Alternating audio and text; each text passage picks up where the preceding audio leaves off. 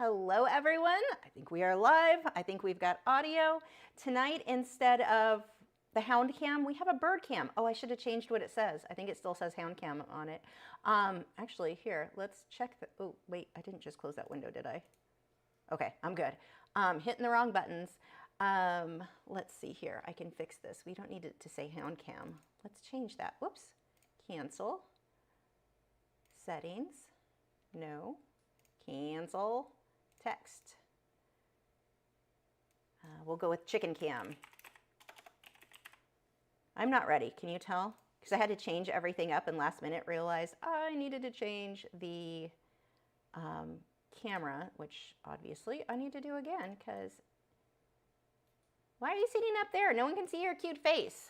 Hold on, let me see if I can change that again. So French Fry is joining us today, who is not sitting in the best location. There. Is that better? Kind of? Sure, let's go with that. So there we go. He's going to be our assistant for tonight. And let's see, there we go. This one needs to be fixed and moved back behind the palette. Sort of. I've got everything's just kind of a hot mess over here. Whoops, nope, not that one. Almost ready.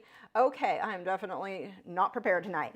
So there we go. So tonight we are going to be working in watercolor with colored pencil over it for detail. The lighting, I don't think is at all right on this. Once I start putting color in this, I'll adjust it. It's, you guys know how, we always have problems when we start with white paper.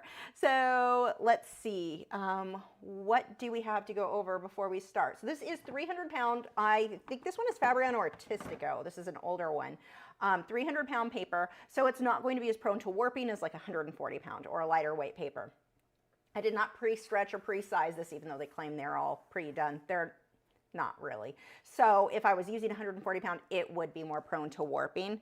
Yeah, as it gets darker in here, as the sun is going down, it's definitely, let's see if I can readjust this as I ramble. The paints that I'm going to be working with tonight are the Schminke, I can never say that right, and let's see, that's kind of okay. We'll find out as we get going. And let's see, what else? If you want to own this your own fun fall pumpkin, the bidding starts, I think I've got it at $70. The link is in the video description, or just go to lachri.com if you're within the US. I can ship that to you. The shipping is included. And is that it? What am I forgetting? Am I missing something? If you have any questions as we're going, ask those and I'll answer those at the end. Although I'm not sure is Nick here tonight? I'm not sure if Nick is here, so I'll try to go through and get the questions after, unless somebody else wants to collect those and send them to me on Discord after the painting portion of this is over. We also have a fun box opening with French Fry tonight. He got his bird, his squawk box came today, so we'll be opening that later on. Are you eating snacks? Are they very tasty snacks? Okay, so there we go. And I'm going to start by just putting kind of a wash of a really pale, like neutral, cream color or tan color, and I'm gonna even go over the pumpkin because I can pull white or lighter colors over that for my highlights. I've got my, somewhere over here, I'll have to find it, where is that? Because I can never remember how to say it. P.H. Martin's Bleed Proof White something something, I never say it right. I've also got some white gouache over here if I want to use that instead. Here it is. Yeah, Dr. P.H. Martin's Bleed Proof White, so I will be using that because I am not a proper watercolor artist to pull out any white highlights I want, or I can use my colored pencil for that if I need to get something a little bit brighter. So the first thing that I'm going to do is go ahead and mix this tannish color. And actually, if you see my palette here, I've got just this muddy mess of colors. I'm just going to get that wet and turn that into one mud color because that's probably going to be a decent tan. Just whatever was already on there, as long as I thin it with enough water.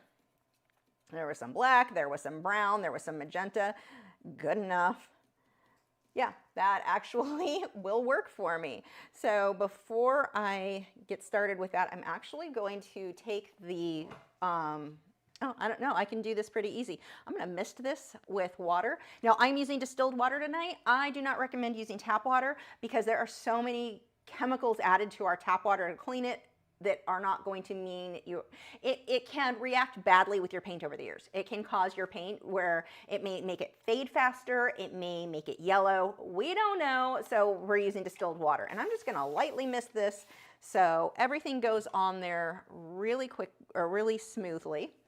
I'm gonna start down here in case it's too dark. No, that'll be fine. And I'm gonna go right on over everything. And this reference photo you can get over at patreon.com/Lachri for free. You do not need to be a member. The link is in the video description. And we're just gonna go lightly over all of that. I'm gonna keep adding more water as I go. I'm using a filbert brush.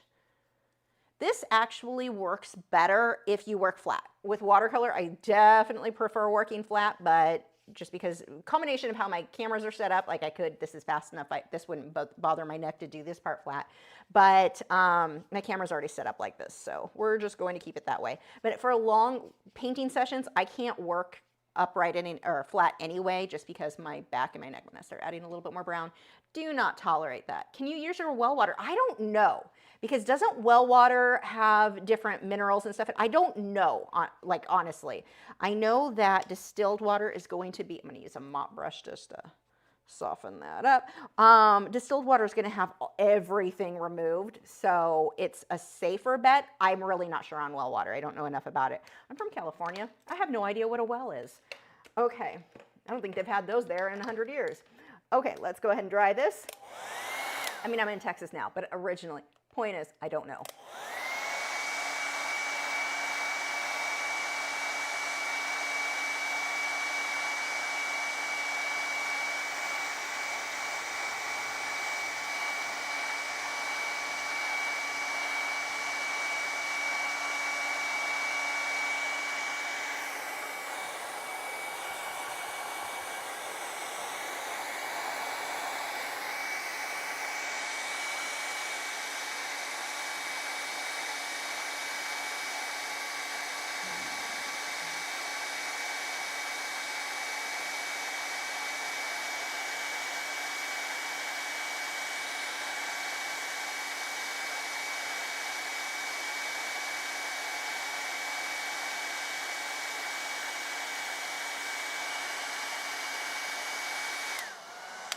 I'm pretty sure I'm going to have to keep changing this as I go, because this does not look, I'm going to show you in this camera because this one is usually more accurate, what this looks like. So I've got this nice tan color. There you go. That is much more accurate than what you're seeing on the other screen, which has, oh, you know what? Maybe if I just adjust the white balance, because I think that's off too.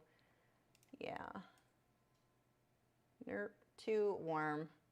That's actually probably kind of close. We'll go with that. And yes, it should be a Teespring ad. It's for my merch store. So that's interesting, though. I'm glad that you're seeing it, because if you don't normally, I'd rather, like, people are supposed to see it. Okay. We've got chicken, don't drink the water sweatshirts and hoodies and stuff. So with fall coming, that will be fun. We've got all kinds of fun stuff in there. Artist definition merch, including cell phone covers like mine. Actually, this one is my whale painting I've got on mine. That is available too for Samsung and iPhones. So that is lachrimerch.com if you want to go check out what's available there. I'm just dropping all the affiliate stuff tonight. How you doing over there, French fry? Is this just weird? Oh, that's not the right thing. These Why did that play? Hold on. So sad. That's not even a thing now. I've got to redo that one. Let's remove that because I think it's set to automatically play. There we go. You've fallen asleep, French fry? Okay.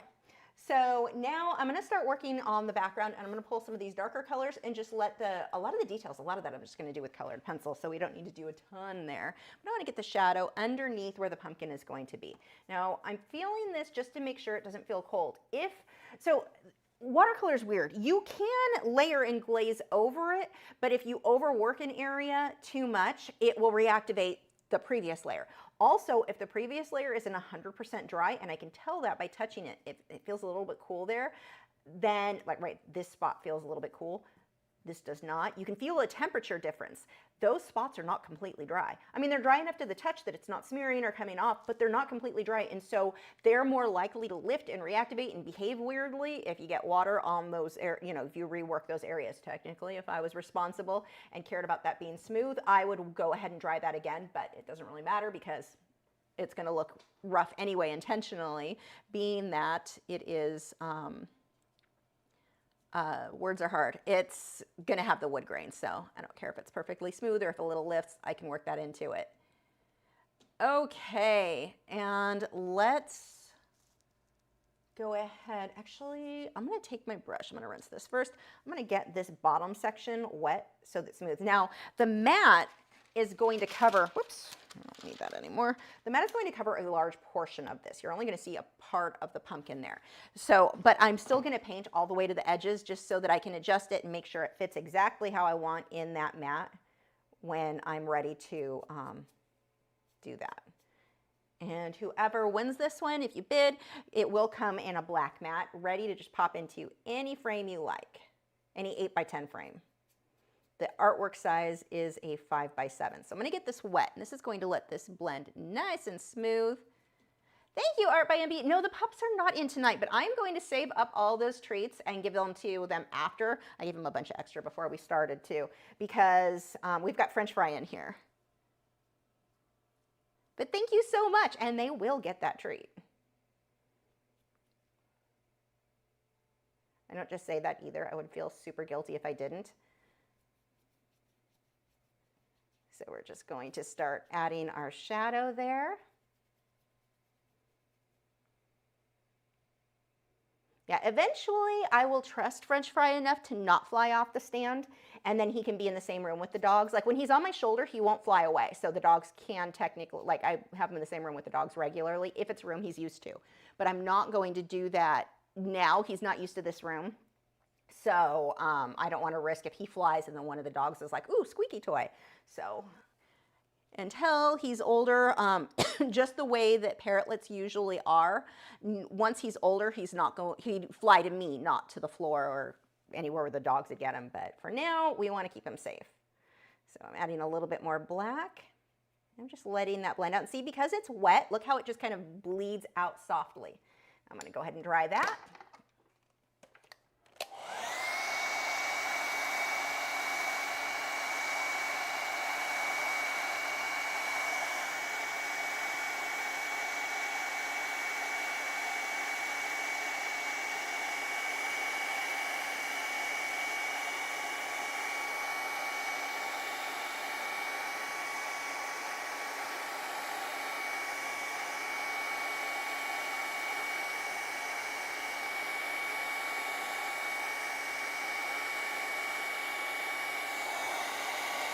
Now I want to make sure this is really dry before I go over the black, so I'm going to wet the whole area again.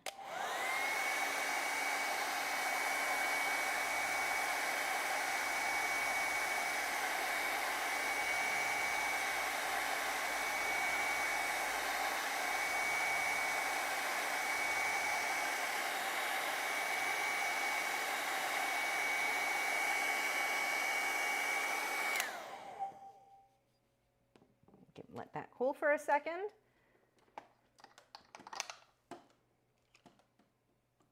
While that cools, I'll get a drink of my tea. Hibiscus something, raspberry hibiscus tonight.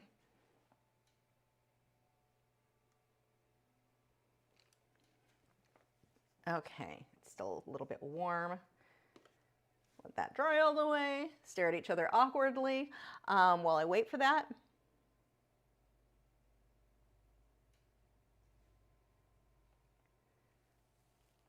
Okay, it's starting to cool. Yeah, good enough. So I'm going to do that again. I'm going to get that wet where I want the black. I'm not going to pull it out nearly as far there. Down at the bottom I will. And I won't thin the black with as much water because I do want to start getting it nice and dark here.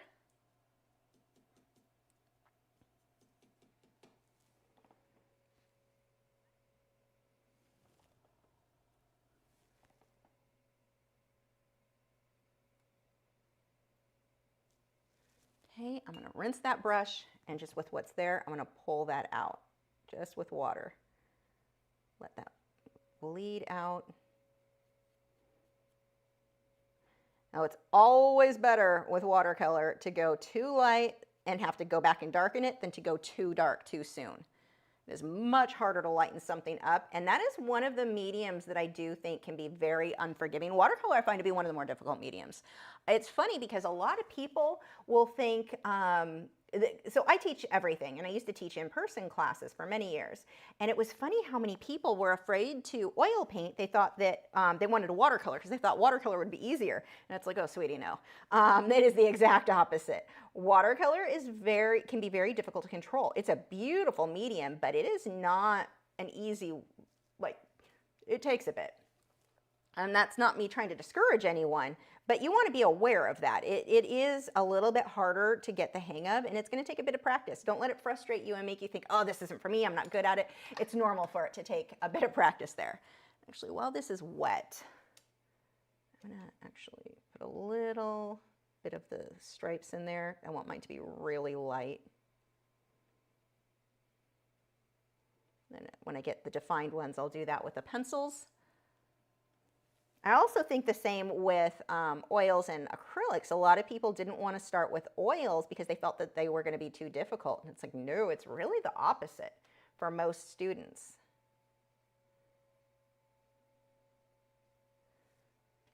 Okay, so we're starting to get that nice streaky look.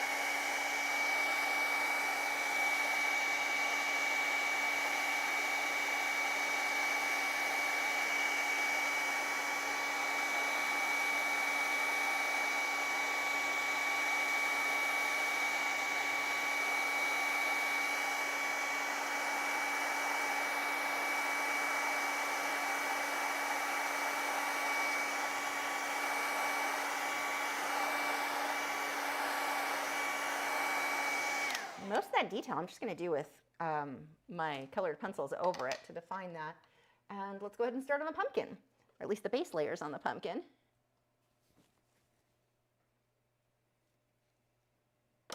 Okay, I need let's just grab all these. Come on over here, brushes. So a lot of the brushes that I'm using, everything I'm using, again, links are in the video description. We've got the Mimic Creative Mark. I love, love, love those brushes. I've also got, I don't need those actually. You can set down. I don't have any right now. I am what is it? Black velvet, black, silver, silver, black. I don't know. There's words in there that are wonderful as well.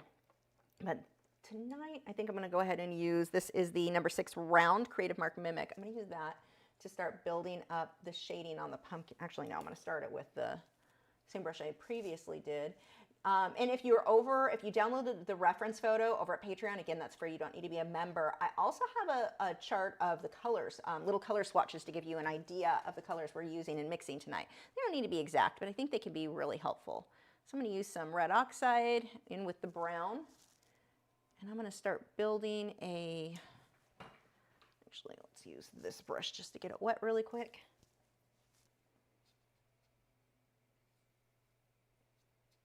I'm just wetting the pumpkin now so that this is where my colors will bleed nicely. Again, if you have the ability to work flat, your life will be much easier than what mine currently is because I don't want this to run or drip, but it's very likely to happen.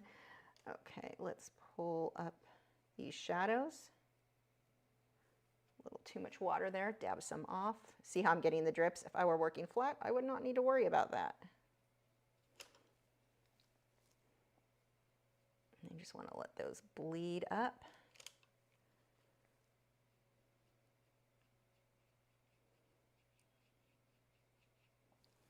Get a bit more water here.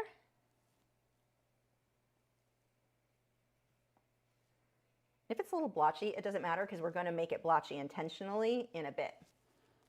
Nothing here needs to be perfect. One of the reasons that I love working with colored pencil over watercolor is it makes it so forgiving. So you take a medium, watercolor, which tends to not be the easiest medium to work in, and you make it super easy.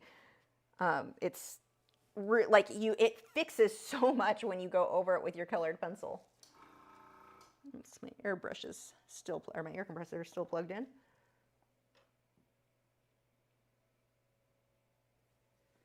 Just getting a little bit of shading in here, nothing too crazy. Again, it's always easier to go too light than too dark. And if you're not familiar with watercolor, the way that I'm making making different areas lighter is just by adding more water to that color, not by adding white. If I was using acrylics, we typically are adding white or a transparent mixing media or some other color to lighten it, but that's not going to be the case here.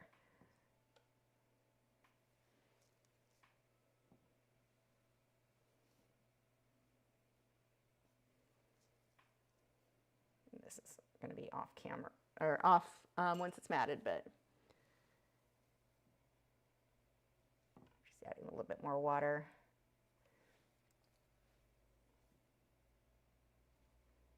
And this is just my brown mixed with a bit of black. And let's see, I'm going to let that dry. And go ahead and work on the stem. The stem I want to be pretty dark, so I'm just going to start with black or with my brown. Actually, I lied. I'm going to start with yellow ochre. I'm going to get this guy in here and then darken the brown around it. So I can just do this for most of it.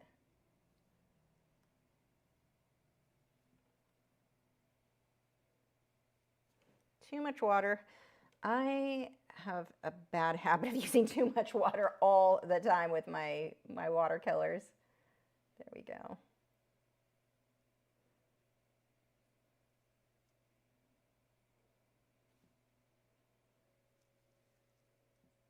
I'm going to dry that, and then I'll go over that with the brown. Deborah said for French fry. French fry, you got your first super chat. See, thank you.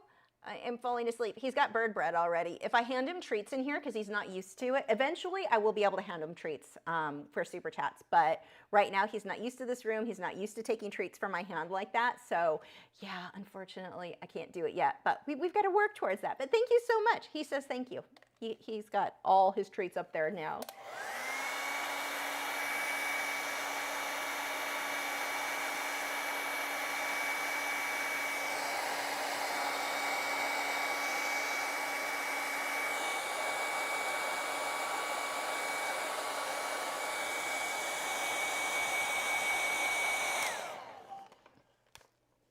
I don't want to say it too loud because I don't want the boys in the other room to hear it and be like, well, hey, what about us?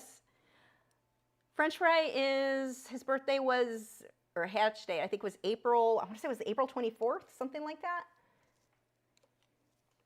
He's young. Okay, let's get some more brown now. Got some black in here. And I can put highlights with the white, or with my white colored pencil, so I'm not too worried if I go too crazy and cover that, which I definitely have done. Can I make a mess for the end over here?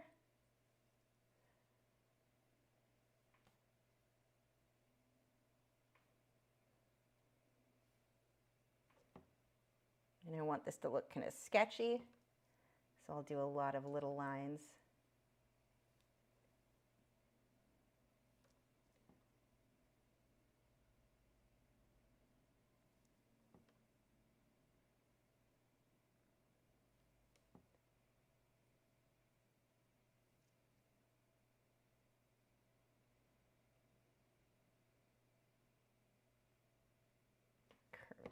The line of, there we go, trying to curve that around. There we go.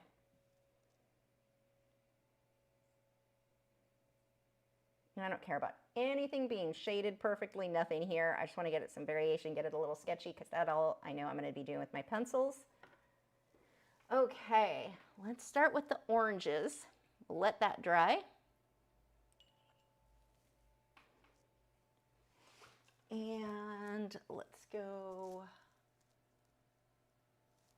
it's kind of a reddish orange. So we're going to come over here to these colors. Oh, I need to clean that. That's got some muddy colors mixed into that. I don't know if there was blue or what, but let's just wipe that off. And I'm going to use that mixed with this lighter orange. Nope, I need some yellow. That is too, I need much more of the lighter orange. More of a yellowy orange. There we go. Dab my, every time I do this, when I reload, I'm always dabbing it off on a paper towel to absorb some of that, because I pretty much always have too much. And I'm just gonna make a cute little pattern here. Every time I say cute now, I always think cutesy and demure. Anyone else know what I'm talking about? Or no? I just watch too much YouTube.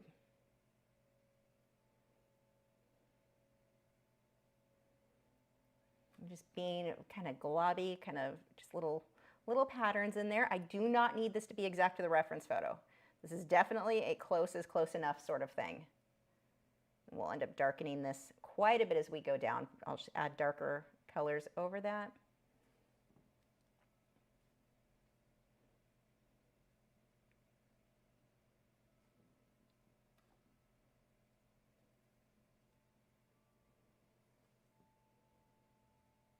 A little bit of this edge will show, so I'm going to pull mine out a little bit further just because I like it. The mat will cut most of that off. And the thing here is just don't make it too uniform. You're not just making the same brushstroke all over. Act like you had too much caffeine. Act like me.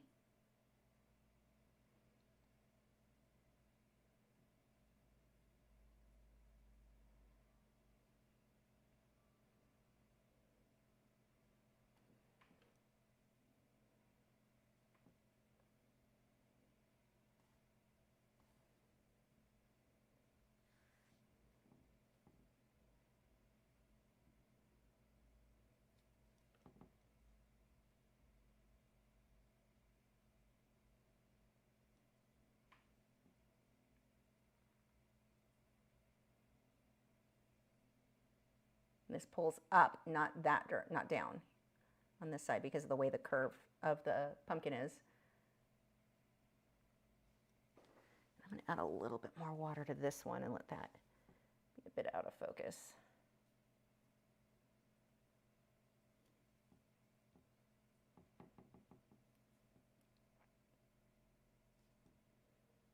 So a lot of water in that, really thin down. I'm just dabbing that so it fades out. Get a little bit of an orange tint here. French fries eating his snacks now. Is that very tasty? I made bird bread. I am not one to cook at all, pretty much ever, but apparently I will cook for my birds.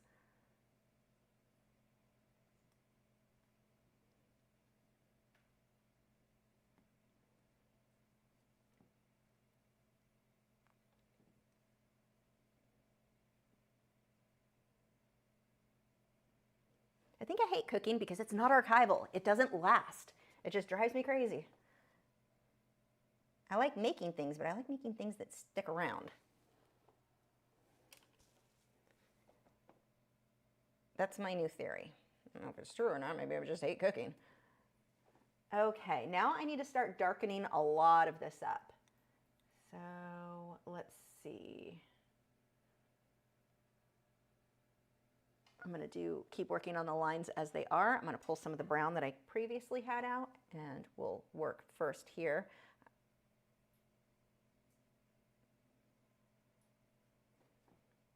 Into these deeper shadows.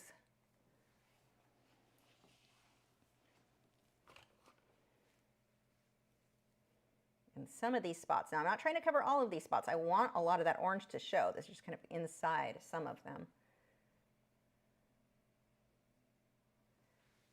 Okay, while I'm at it, I can go ahead and add a few of the dark areas.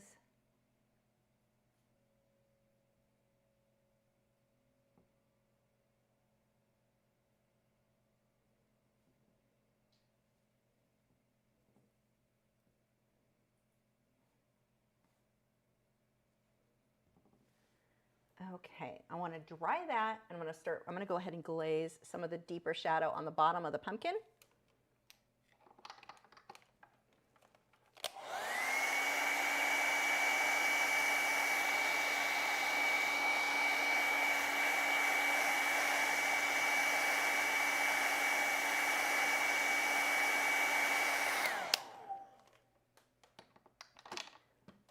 That is probably not going to be dry enough.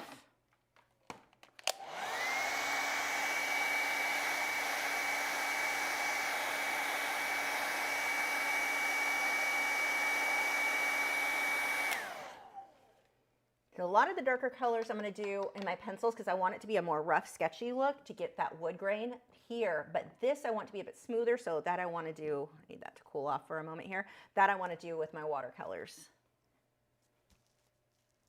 But I need that to cool for a moment. Oh, I've got water all over my mouse. That seems not safe.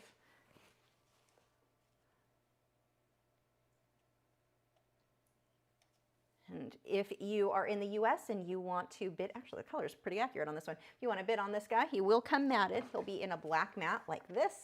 A little matte cut off the edge right about like that. Starting bid is $70. Link is in the video description.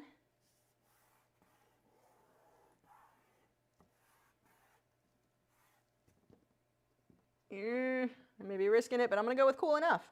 Okay, browns. Let's get a little bit more of my red oxide so that it's more of an orangey brown. I'm going to dab some of that off on my paper towel. I want to pull this up.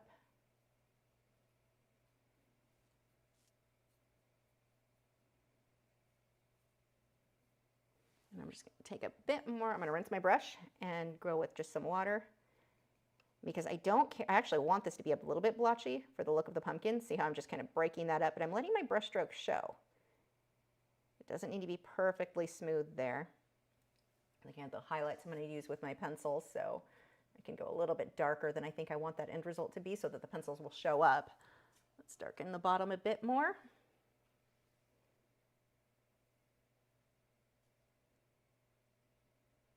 I'm going to let those brush strokes show. Wipe some of that off. Just pull that up and rinse that brush again.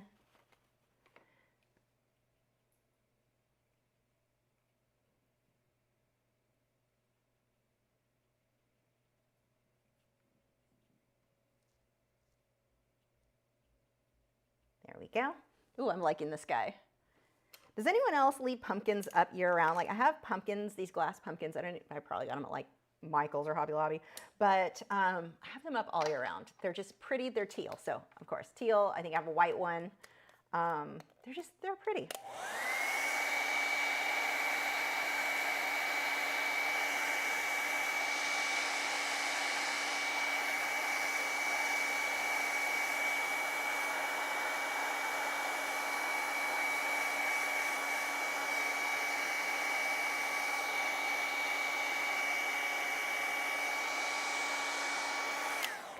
Your French fries cuter to watch than the drying paint. Okay, let's get a little bit of green in there now. I'm going to use that same number 6 round. This is kind of a light green. Let's mix that, and it looks kind of like a hooker's green. I don't know what it actually is.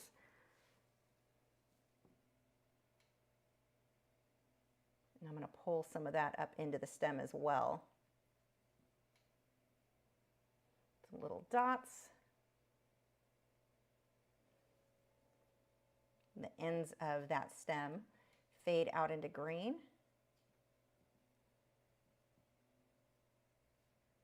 And we've got a few here and there. I'm just sticking my finger in it where it's a little too harsh.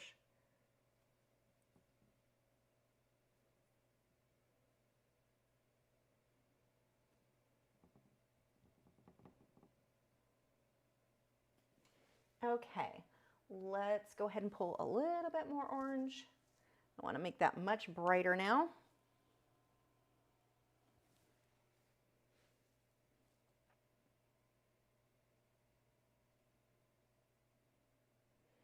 See how when I go over this, I'm not covering all of the previous orange. I'm letting a lot of that color show through, or the previous orange show through. Wait, stop fighting with me. There we go. OBS is being weird. I'm letting a lot of that lighter orange that I did before show through. That gives me a lot more variation in those colors. It looks a lot better.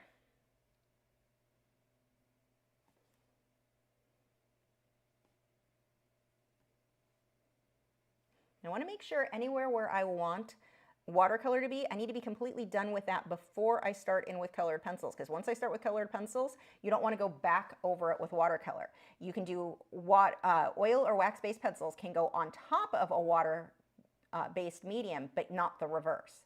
So just make sure whatever you plan to do with your colored pen or your watercolor is done before you start with colored pencils.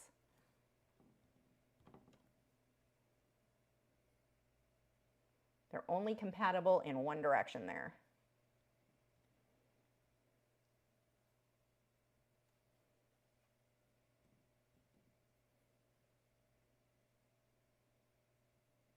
I really like the look it gives when you smush your finger into it and it softens that pattern.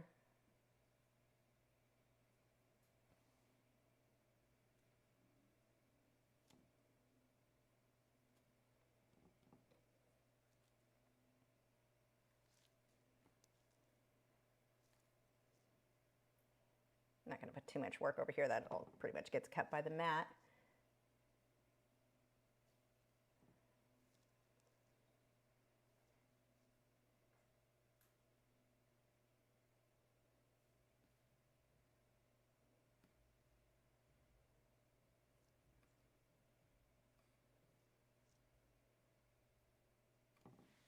Okay.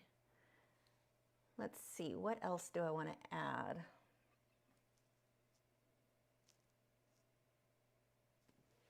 We need some shading right in this area. So let's come back to the tan colors. I'm going to thin that out with a decent amount of water and just let that fade right in here. Oops, too much water. Shocker, I use too much water with watercolor. That's just unheard of. There we go.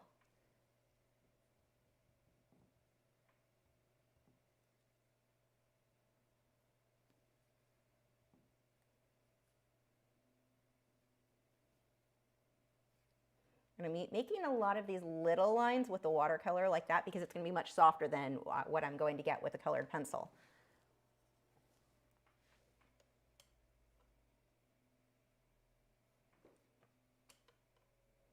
Just using a little bit more of the browns in here for deeper shadows. Okay, let's see. Anything else? I think the rest can be with colored pencil. Yep. Okay, let's pack up these paints. Here, you can watch cute little French fry eat his snacks while I put these away. Don't get scared. I'm not going to mess with you yet. You have a box opening coming up soon.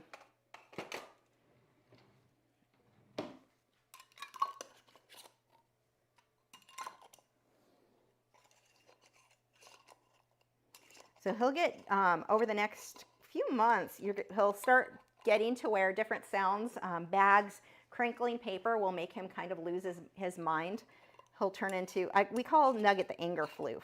Parrots are really funny, the way they react to the sounds of bags. Nugget loves it. It's like he loves and hates it at the same time. If you stop making the bag crinkle, he gets mad at you. He's like, keep making it make the noise. But it'll be funny. His personality will definitely start coming out in the next couple of months when it comes to noises and stuff to be angry about. Nugget's nickname of the anger floof is totally perfect. Okay, let me grab some colored pencils. Give me just a second to grab a handful of these. I'm probably, actually, let's see, greens. I'm definitely going with this one. This is my olive green yellowish. This is in polychromos. I have the brown ochre in polychromos. I don't know if I need this or not. I'm going to pull out earth green, but I'm not sure if I'm going to use that. And then I've got juniper green. So those are going to be my greens. The reason I go primarily with polychromos when I'm working with watercolor is this is going to give me finer details. It's a harder lead. This is cadmium orange, light cadmium red. Just grabbing a handful of different ones in here. Scarlet red. And for the deeper shadows, I will use magenta because we all know that is my favorite for shading when I've got oranges. I've got my black. I'm going to use Polychromos white, but I'm also going to pull out a Derwent Drawing Chinese white because that's going to be more opaque. And I've got my Derwent Lightfast white as well. I'm not using a lot of the Derwent Lightfast colors because I don't really need anything that's super opaque. I need more, just more defined color. There's my or that one, and I need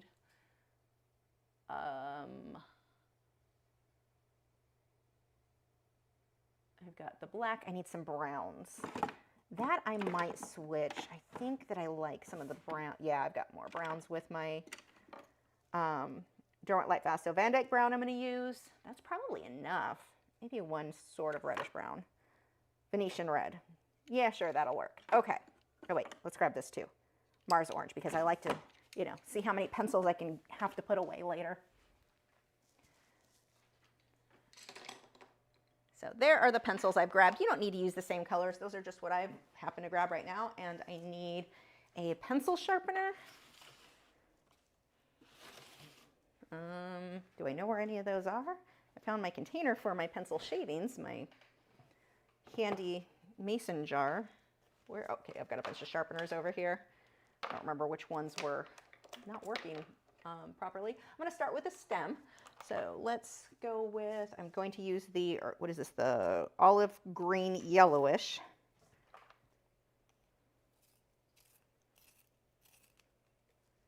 I need white. I've got my white with the, actually this is Arctic. It's white, it's close enough with Derwent Lightfast and the Derwent Drawing. Derwent Drawing is a softer lead, so it's not going to hold a fine point, but it's more opaque usually. Depends a little on the paper. I've got my brown ochre. Is that good? And I need black.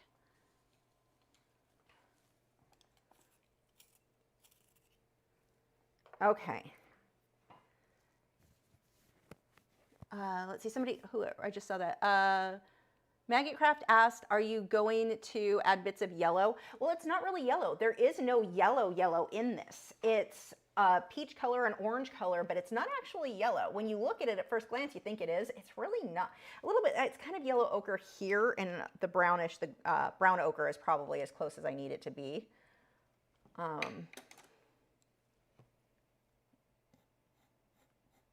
I need a piece of glassine. Oh, did I not get one out? I thought I had one out earlier. I could have sworn I had one out. Huh. This will give me something to rest my hand on. Yeah, within a couple of months, the sound of that paper will set him off.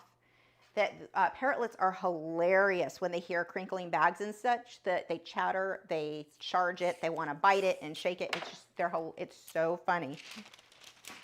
It doesn't make you feel a certain sort of way just yet, does it? Okay.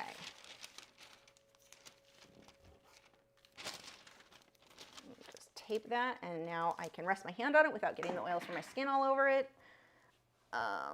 Let's see, I'm going to pull this white as well. Let's see how much that stands out. Oh, that's kind of okay.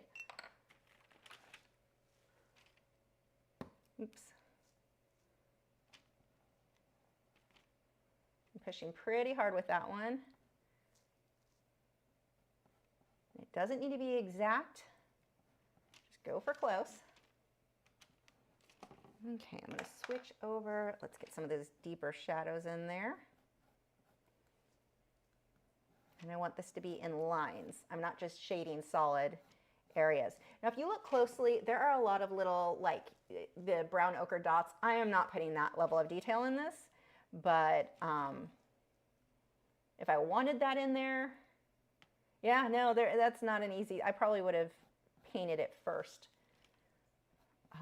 But I don't think it really needs to be there.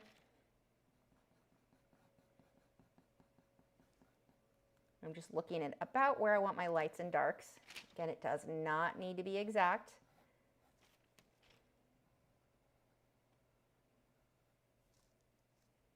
I just want some variation in there. That's really my goal. Let's pull some of that, what was this, brown ochre?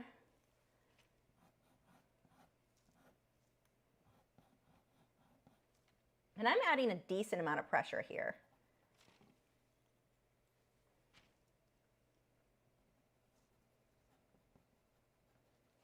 We've got a shadow right here. Got another shadow over here.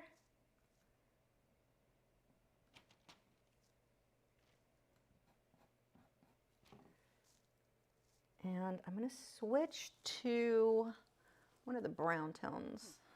This should work, my Van Dyke brown. Just going to define the edges a little bit better.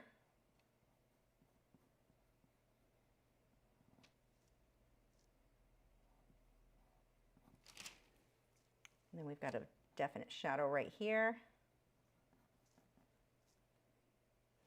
And then it looks like I didn't even really get this one defined. Perfect. You know, perfect enough. Let's just drag all these pencils over here. So I'm going to take, this one is orange. They made it easy, it's just straight orange.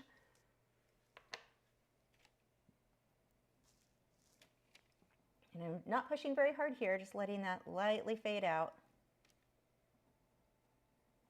Softening some of those lines.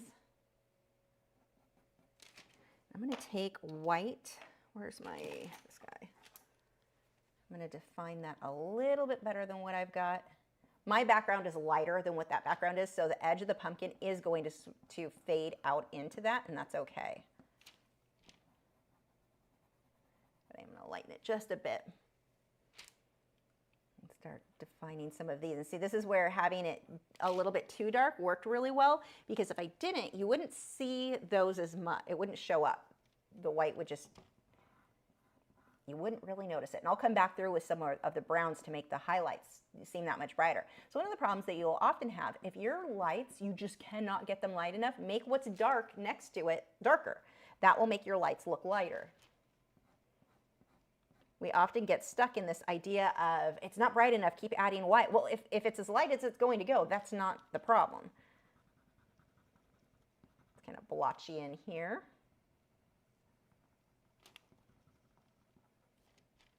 We've got the top of this area is a bit lighter.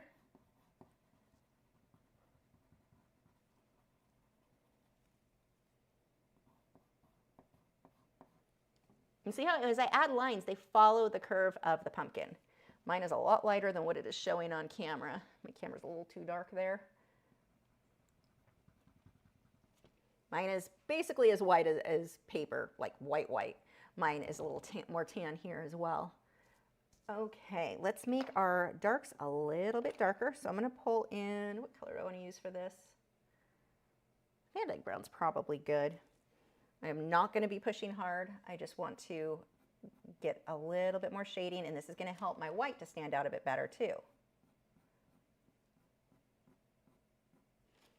But I want to make sure that these lines are following the direction of the pumpkin, that they're curving out. That gets cut off. You won't see that. And I can also start using this to pull darker values in here.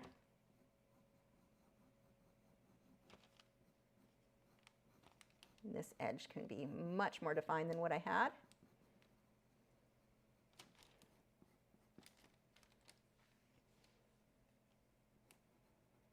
Now this edge, I want this to be a lot softer. That will kind of fade a little bit more into the black once I start using that for the wood table.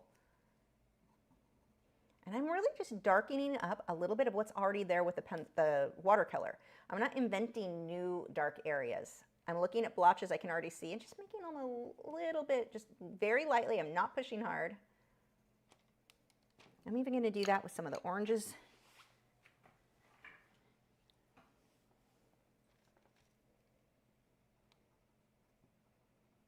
And this one is my light cadmium red. Are you getting bored over there, baby bird? What are you talking about?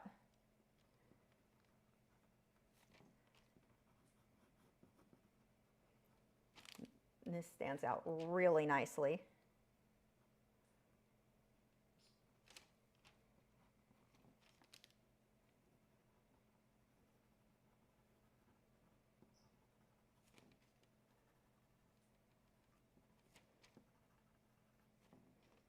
pull some of that orange a little bit into the stem as well. Not because it's in the photo, just because I think it looks nice. Okay, let's get some of these greens in here. So I've got my, what was this one? Juniper green.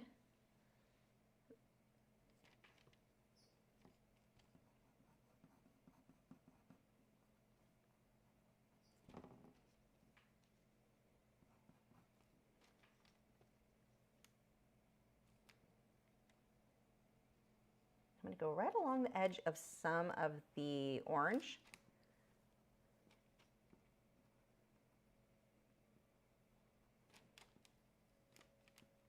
Just a few random spots in here. They are not exact to the reference photo, and they do not need to be.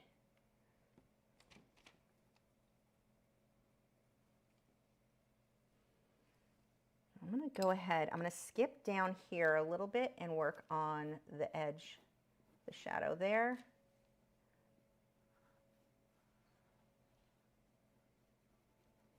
And this shadow is going to pull out into the wood floor. This gets chopped off over there. And I'm just going to pull these lines out. I want these to be a bit sketchy, a bit rough, because that's what, I want that texture for the wood there. So I'm not pushing very hard. Let's move this for a moment.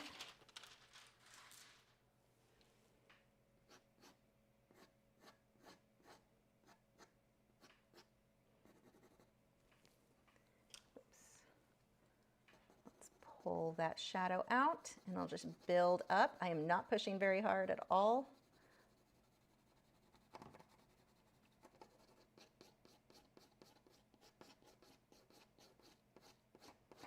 But this gives you that almost crayonish look, which is what I want, because it gives you that roughness that I'm going for the texture of that table. We can even pull a few highlights out in there with the white. I am not going not even close to the reference photo. This is just kind of a loose, close.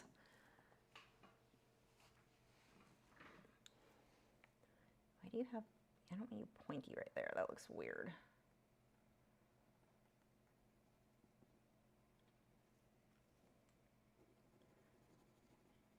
Some of that shadow will be switched over. I'm going to put the purple over it, or magenta.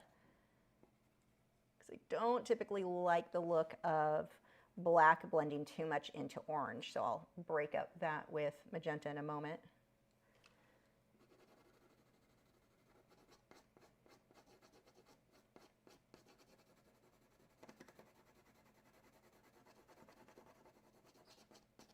And this looks weird again because that's going to get chopped up.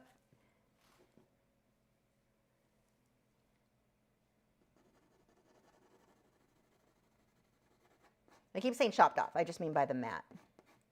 I'm not actually chopping anything off. Let's switch over to some of the brown. So we've got, what did I have? Venetian red? No, where did my Van Dyke brown go? You will work, sir.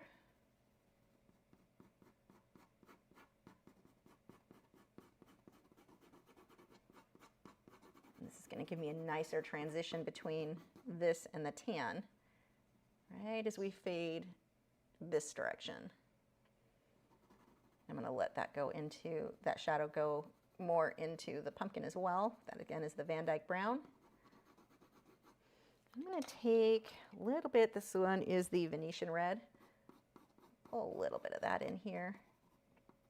I'm going to pull some of that into the pumpkin too.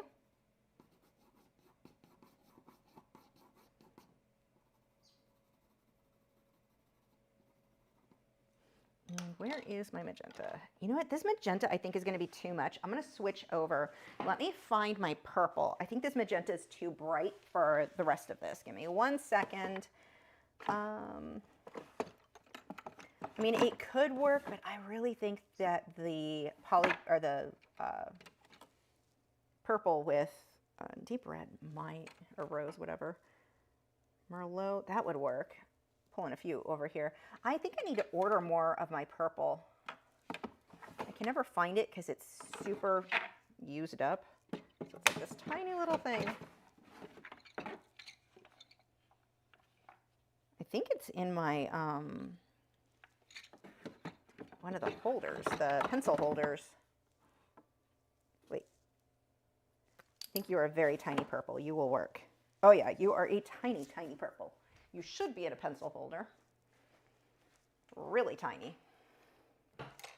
Okay, let me sharpen that a little bit, which seems kind of like a bad idea when it's this small.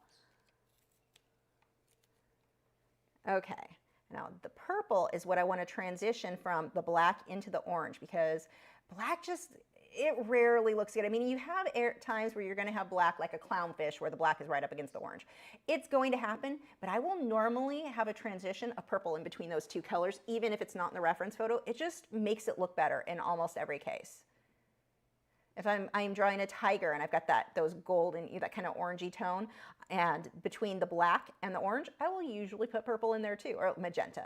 I say purple, but this is more of, it has that red tint to it. I don't know, I'm fussing over the area that won't show there.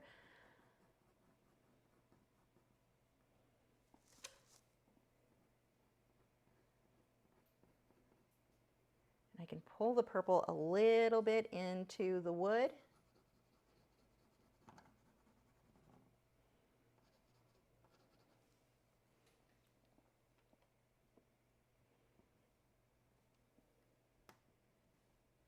And then from the deepest areas of the cracks, then I can put the black. But it just looks so much nicer and so much more rich when you get the purples in there. I have purple here. I'm going to pull it in a couple of other areas as well.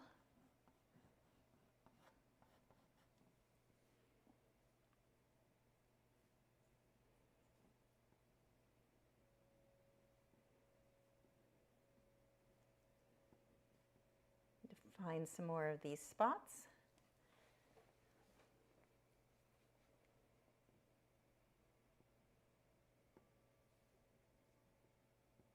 And I'm just darkening up the spots that are there. I'm not inventing a whole bunch of new ones. I'm going over where there's an orange one or a green one and just making it a little bit darker.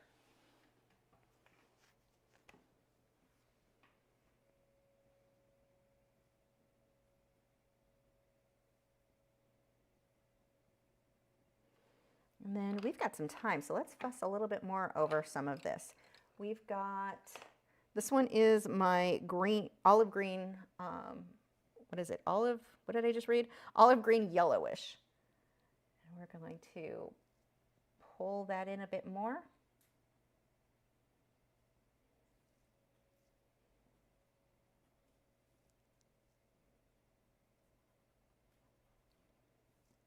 Just these little extra details add so much. It doesn't feel like it at the time because it doesn't look like you're doing that much, but when you do a bunch of these little things, it all comes together in the end.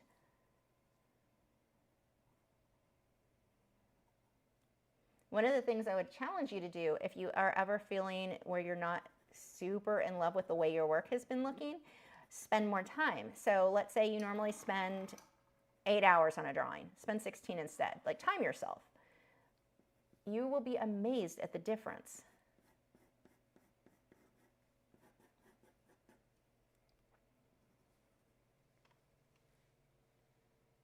Okay, actually let's get some of the green in the center here.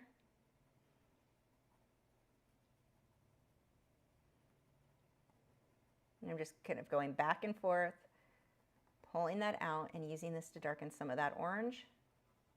This pumpkin has a big scuff on the side. I'm not doing the scuff.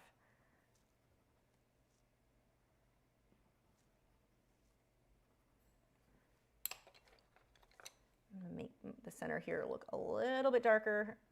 It looks darker in the video than it does in person right there, and I like how the video looks, so I'm just going to darken that a bit. And that gets cut off so you won't see that either. And do we want anything else?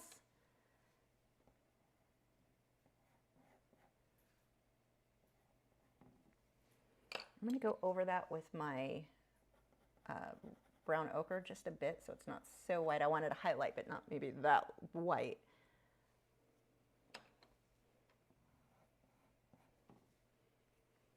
And I'm going to go over that just very lightly with my brown ochre so that it's not white, but I still have that nice highlight there.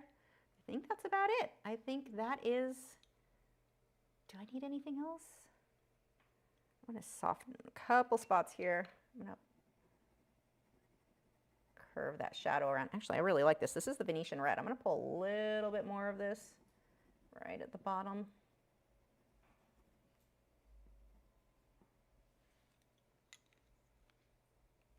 Okay, I think that is good. So before I sign this, I need to hold up where the mat is going to be.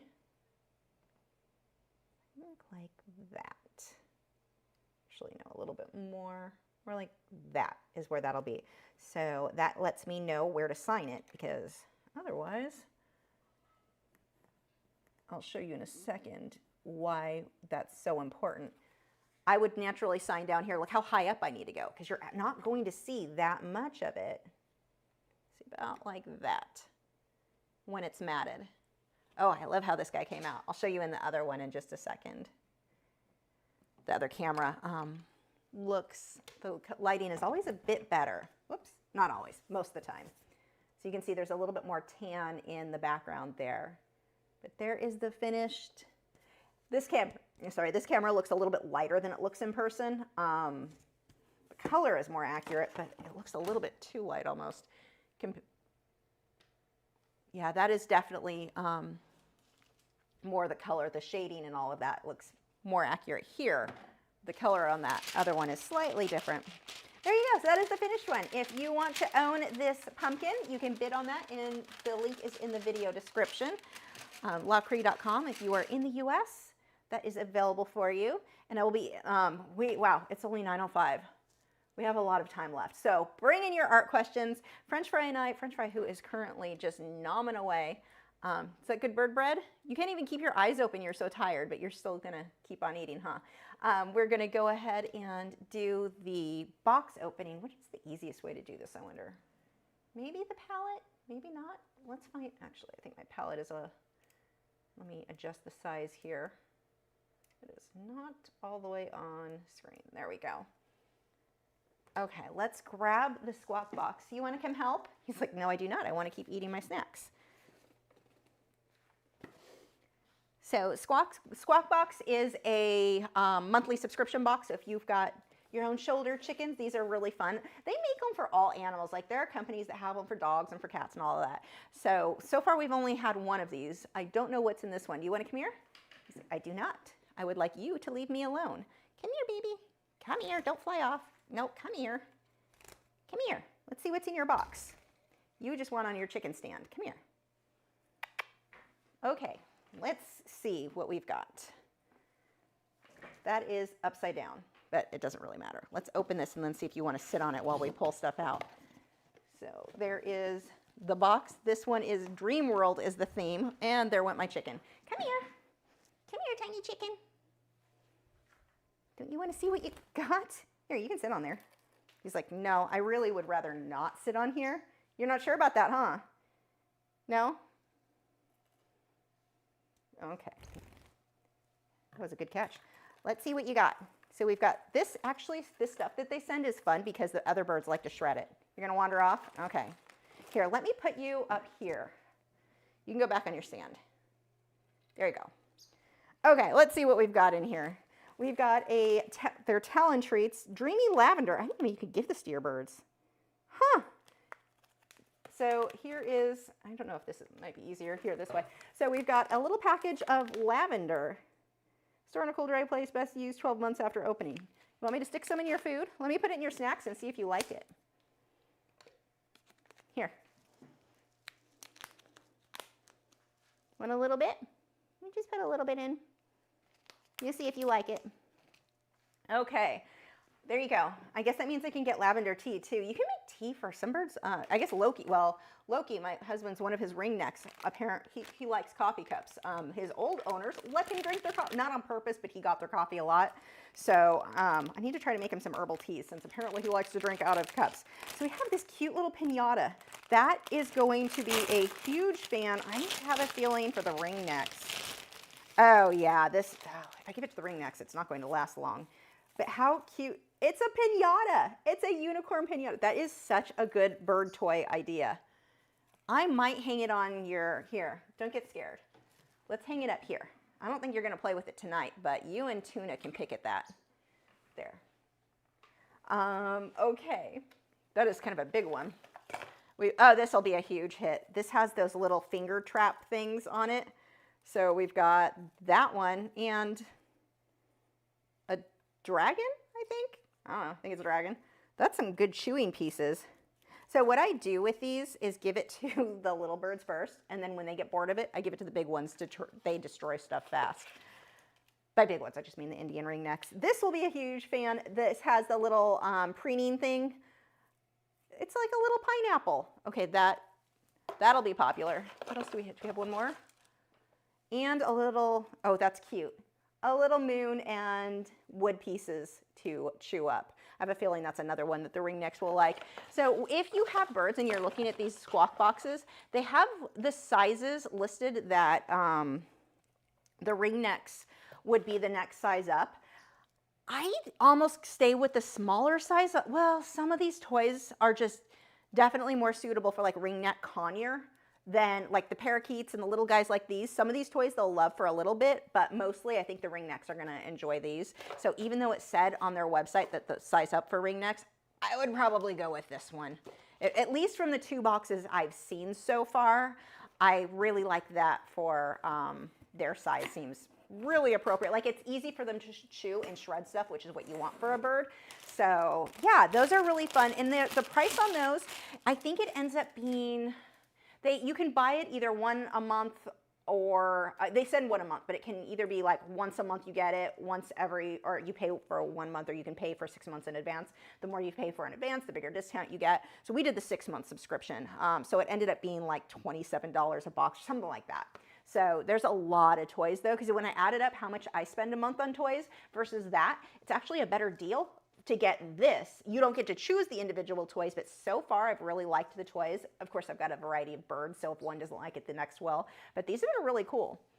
Can I hold a ring next? Yeah, well, Sushi isn't one to like to step up. Matt does. She sits with Matt. But Loki likes to sit, but Loki is going through the worst molt I've ever seen him. He looks like a zombie. Like all the feathers on the top of his head, bald, gone. I've never seen a bird molt quite like this. I guess it's common with Asiatic parrots, but I've never seen one go that bad. So now it's just solid quills on the top. He looks very metal. I would not try holding him right now myself. Matt does, but when they have that many quills coming in, that bird's got to have a headache. So I'm not messing with him as far as that goes. But yeah, they're really good. Loki likes to sit on your shoulder more than what I'm comfortable a bird of that size being. I have a scar on my mouth from an Amazon parrot when I was younger. I grew up with large birds. So I'm not a huge fan of bigger birds on my shoulder, and that's one of the reasons I don't hold Loki as much. Well, one, I want him to bond to Matt, but two is that he wants to be on my shoulder, and I'm like, oh, he's already bit me in the cheek before, so not a huge fan of birds that size on the shoulder. Was that the pineapple? What about the pineapple? If they chew the balls, birds have gotten stuck. Yeah, okay, so talking about toys, I know some of you guys are talking about these toys. So like this one, it's kind of hollow inside. This will be I'm not gonna put it in their cage while they're unattended. Well, French fries almost always with me, but I'm always in the room with him. But this will probably hang on the outside of his cage but this one I wouldn't worry as much about them getting stuck. But there are toys you have to watch that they can get stuck on. This one I'm not too worried about. I don't like bells. I always remove bells. I don't give them bells unless it's like a cowbell with a clicker, or I'll remove the clicker because they can get their tongue stuck. There can be a lot of issues with toys, and a lot of the cheap toys I've seen on Amazon have all these cheap little bells. These seem pretty safe. Like this toy here, this is a rope. I like this better. I do not like toys where it's cloth because they can ingest that and it can cause crop impaction and unalive your bird. So I am pretty paranoid about the toys I give my birds and being in person. This would be another one I don't know that I would give them unattended because I could just see one of them, like idiot chicken. I love chicken, but cockatiels, what do they call them? World's perfect little idiots? Yes. I could see chicken getting his head stuck in there. So no one's playing with that like I'm not in the room. So yeah, most of these, this one would be safe. That one I'm not worried about. But a lot of these, but that's true of most toys. I'm very cautious about what goes in cages versus out of cages. Like one of the toys on his stand right now has a bell on it, but it's only, he doesn't play with it when I'm not in the room, so I can watch. He's not actually, 2 of those have bells I'll probably just remove. Now that I'm looking closely at them, I didn't realize that one still had it on it. I thought I removed it already, but yeah, it's, I'm paranoid about toys. When you work and I didn't even work in animal hospitals with birds, but when you work in an animal hospital, I swear it makes you the most paranoid person because you see all of the worst and how often it happens. Because a lot of people are like, oh, it won't happen to my bird or it won't happen to my dog. But I've seen it happen, so like things like that where they ingest something they shouldn't, or vomiting from eating rawhide. Like I would never give a dog rawhide. I've seen the damage firsthand, so I'm super paranoid. Like if it could possibly happen, I'm pretty paranoid about. Yeah. So anyway, but so far, that's one of the things that I've really liked about the Squawk Box. They haven't sent anything besides if it has a bell on it, because I always remove those because I'm paranoid. But yeah, I've really been impressed with everything that they've given in the last. I've only gotten 2 boxes so far, so I can't say that they wouldn't give something that I would not be comfortable with. But so far, I've really liked everything. One of French Fry's favorite toys is actually, I got a piece of twine. Or I ordered off Amazon, but twine, and I put a hole through a bunch of cupcake wrappers that I squished up. You don't want to use the ones that have like metallic or shine on it, but I put just like regular solid color ones, crinkled them up and put a hole through it. Oh, him and Tuna both. My canary even picks at those. He likes to chew on those. Chicken really liked that as well. So yeah, these are those are one of their favorites, and it's probably one of the safest. But it's like any toy you give, anything you put in the cage, there's always certain risks. So if it feels higher risk, those are the toys that stay on the outside of the cage. Like I can imagine my perfect little idiot cockatiel getting his head stuck in there. That's not going in. I don't think I'd put that in anyone's cage just in case. But yeah, you know, you use caution with some of them, and some of them feel a little bit safer. So there we go.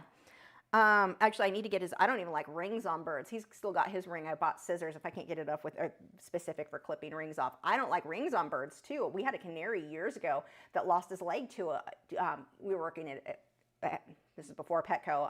It was called Super Pets in Southern California. I don't know if any of you ever heard of it. It was the best pet store ever. Had a Shark Tank. But one of the canaries there got his leg had to be cut off. And then he lived at my house for the rest of his very long life. My parents had to make a specialty perch so he could like stand on his little nub. But I do not like rings. They get stuck on things. I'm paranoid. Let's just go with that. Okay, so let's get back to art. I apologize for those of you who are not interested in my rambling about all of this, but no, and it's a good question, Karen, because not everything is going to be safe. So far, I've liked what came in the box. Like I said, they feel pretty. I've removed bells, and I'm gonna actually probably tonight remove the bells off those, but the ones that have bells on are not the ones in the cage. Those have all been removed. So anyway, moving on, let's go with your art questions now. I think there was something else art related I want. Oh, I do want to show you guys really quick the painting I'm working on. So I'm almost done. I will finish this up tomorrow night and then get the lesson portion finished. It's taking me longer than I wanted to. But this is the one coming up on Patreon. So this is an acrylic painting. There we go. This was going to be a great lesson because the reds in the bird, it looks a little bit more orange in person. It's a little bit brighter red in person. I mean, it's more orange looking on camera. It looks more red in person, whatever. Hopefully you understand. Hopefully you can decipher Lisa gibberish. But this is going to be our next acrylic painting lesson. Let's see if you can move this way. There we go. I've got details to do, but he's almost finished. So I'm really excited about that one. We had a request for a cardinal. I had a request for damask wallpaper background and a request for surrealism. So I just kind of mushed all those requests together. But that is going to be coming up. I'm almost done with this guy. This has been a long one. So I apologize for those of you who've been waiting. And then we'll definitely need something. We haven't done colored pencil in a while, so that'll probably be the next lesson I do for Patreon. I don't know what that will be yet though. So let me know if you have requests. We also had a request for fire. So I want to do that lesson in a way that I'll probably do it in acrylics, but the lesson about fire would apply to any medium you're working in. So that's going to be coming up soon. Okay. Rhonda said, can you use water from a filter jug? Not going to be the same. Those filter jugs, they make it taste better. That's about all they do. They don't remove fluoride. They don't remove the metals. Like if you had an RODI unit, that I think you would be fine with. If you're coming out with a 0 TDS, you should be fine. So those of you with saltwater aquariums, you're going to be fine. But I would do RODI, not just RO. I'm not sure RO would be enough. I go with RODI if I was going to use that. But that would be the only filter that I would feel comfortable in being good enough. Those little like Brita pitchers, those are nice. They might remove chlorine. They might remove chloramine. Not really sure. They're definitely not removing most of the crap in the water though. They basically make it taste nicer. So yeah, I would go with definitely no on that. That's a good question. Jen said, have you ever tried the heated craft tool instead of a hairdryer? It's a bit quieter and doesn't blow air like the hairdryer in case you're like me and still have stuff blowing away. I do not have stuff blowing away. I have not even heard of that. I mean, that's not a heat gun, right? Because those typically blow harder. Do they? I haven't used a heat gun in forever. Heat guns I don't like because they get too hot. So it would depend on how hot that would get, but I'm not certain on that. Heat guns themselves, though, it would be, I do not recommend. Jeanette said, I'm working on a pan pastel painting, but I managed to get a fat stain of some sort on the paper. Tried covering it with black pastel. The pastel isn't dark enough to cover it. Any idea how to fix it? Add bubbles, add a bush, add something. I have had that happen, and you just hide it with something else. If you can't blend it smooth enough, I mean, unfortunately, and what stained it, it concerns me a little bit. Is that going to cause problems and like spread out as time goes on? Because that can happen if it's like a greasy spot. It can over time just keep spreading and spreading. So that might be a concern. Yeah, what stained it? But if it's not something that is going to spread over time, let's pretend it's not like something oily that's going to be bad. I would cover it. Maybe now you have bubbles going up and you're thinking it's a bird in a tree. There wouldn't be bubbles. Never stopped me. You can maybe try to find something to hide it, to break it up so you don't see it as much, but I am also concerned about what the stain was and if that's going to cause issues later on down the road. That I did not make you feel better, did I? Let's see. Jen said, art question, do you have a recommendation for how to store a pan pastel piece that is in progress? So for me, I keep them on these drawing boards while they're in progress. And I have a cabinet behind me, and that's where I store it. I don't take it off. It's always going to stay on that, and I just stick it in the cabinet with a sheet of glassine over the top of it. It's not mushed between anything. It sets on top, like I put it in, so it just sets flat that way. That's what I do while I'm working on something. And I don't typically jump from one medium to another. Like I work on one thing at a time. So I'm not working on something else and having to stack multiples. If I had to stack multiples, I would probably get a rack of some sort where several could be stacked up. But yeah, I just lay it flat there or leave it on my easel until it's finished. But put glassine over the top of it so nothing smudges it on accident. Let's see. Shelly said, is French Fry ever startled by the hairdryer? He didn't care tonight at all. He doesn't even care with the vacuum cleaner. Birds like noise typically. So unless it's something that quickly startled him, if it's like an ongoing noise, they usually don't care. I mean, I was vacuuming the chicken room the other night, and Chicken was following it around, talking to my feet and standing. He kept climbing on top of the vacuum cleaner as I was cleaning. He did not care that the birds like noise. Birds are noisy and they like noise, usually. Cat's Art Picks, there are exceptions to that. Cat's Art Picks said, yes, love and draw pumpkins all year round. Oh, good, it's not just me. Joseph said, the Art of Joseph Vincent said, I have 3 pumpkin candy and cookie jars, but all are clear glass. Yeah, see, mine aren't like, they're not Halloween colors. They're not even orange. There's a teal, one's white, or it's like an ivory color, and then I've got a blown glass aqua one. And those they're just so pretty.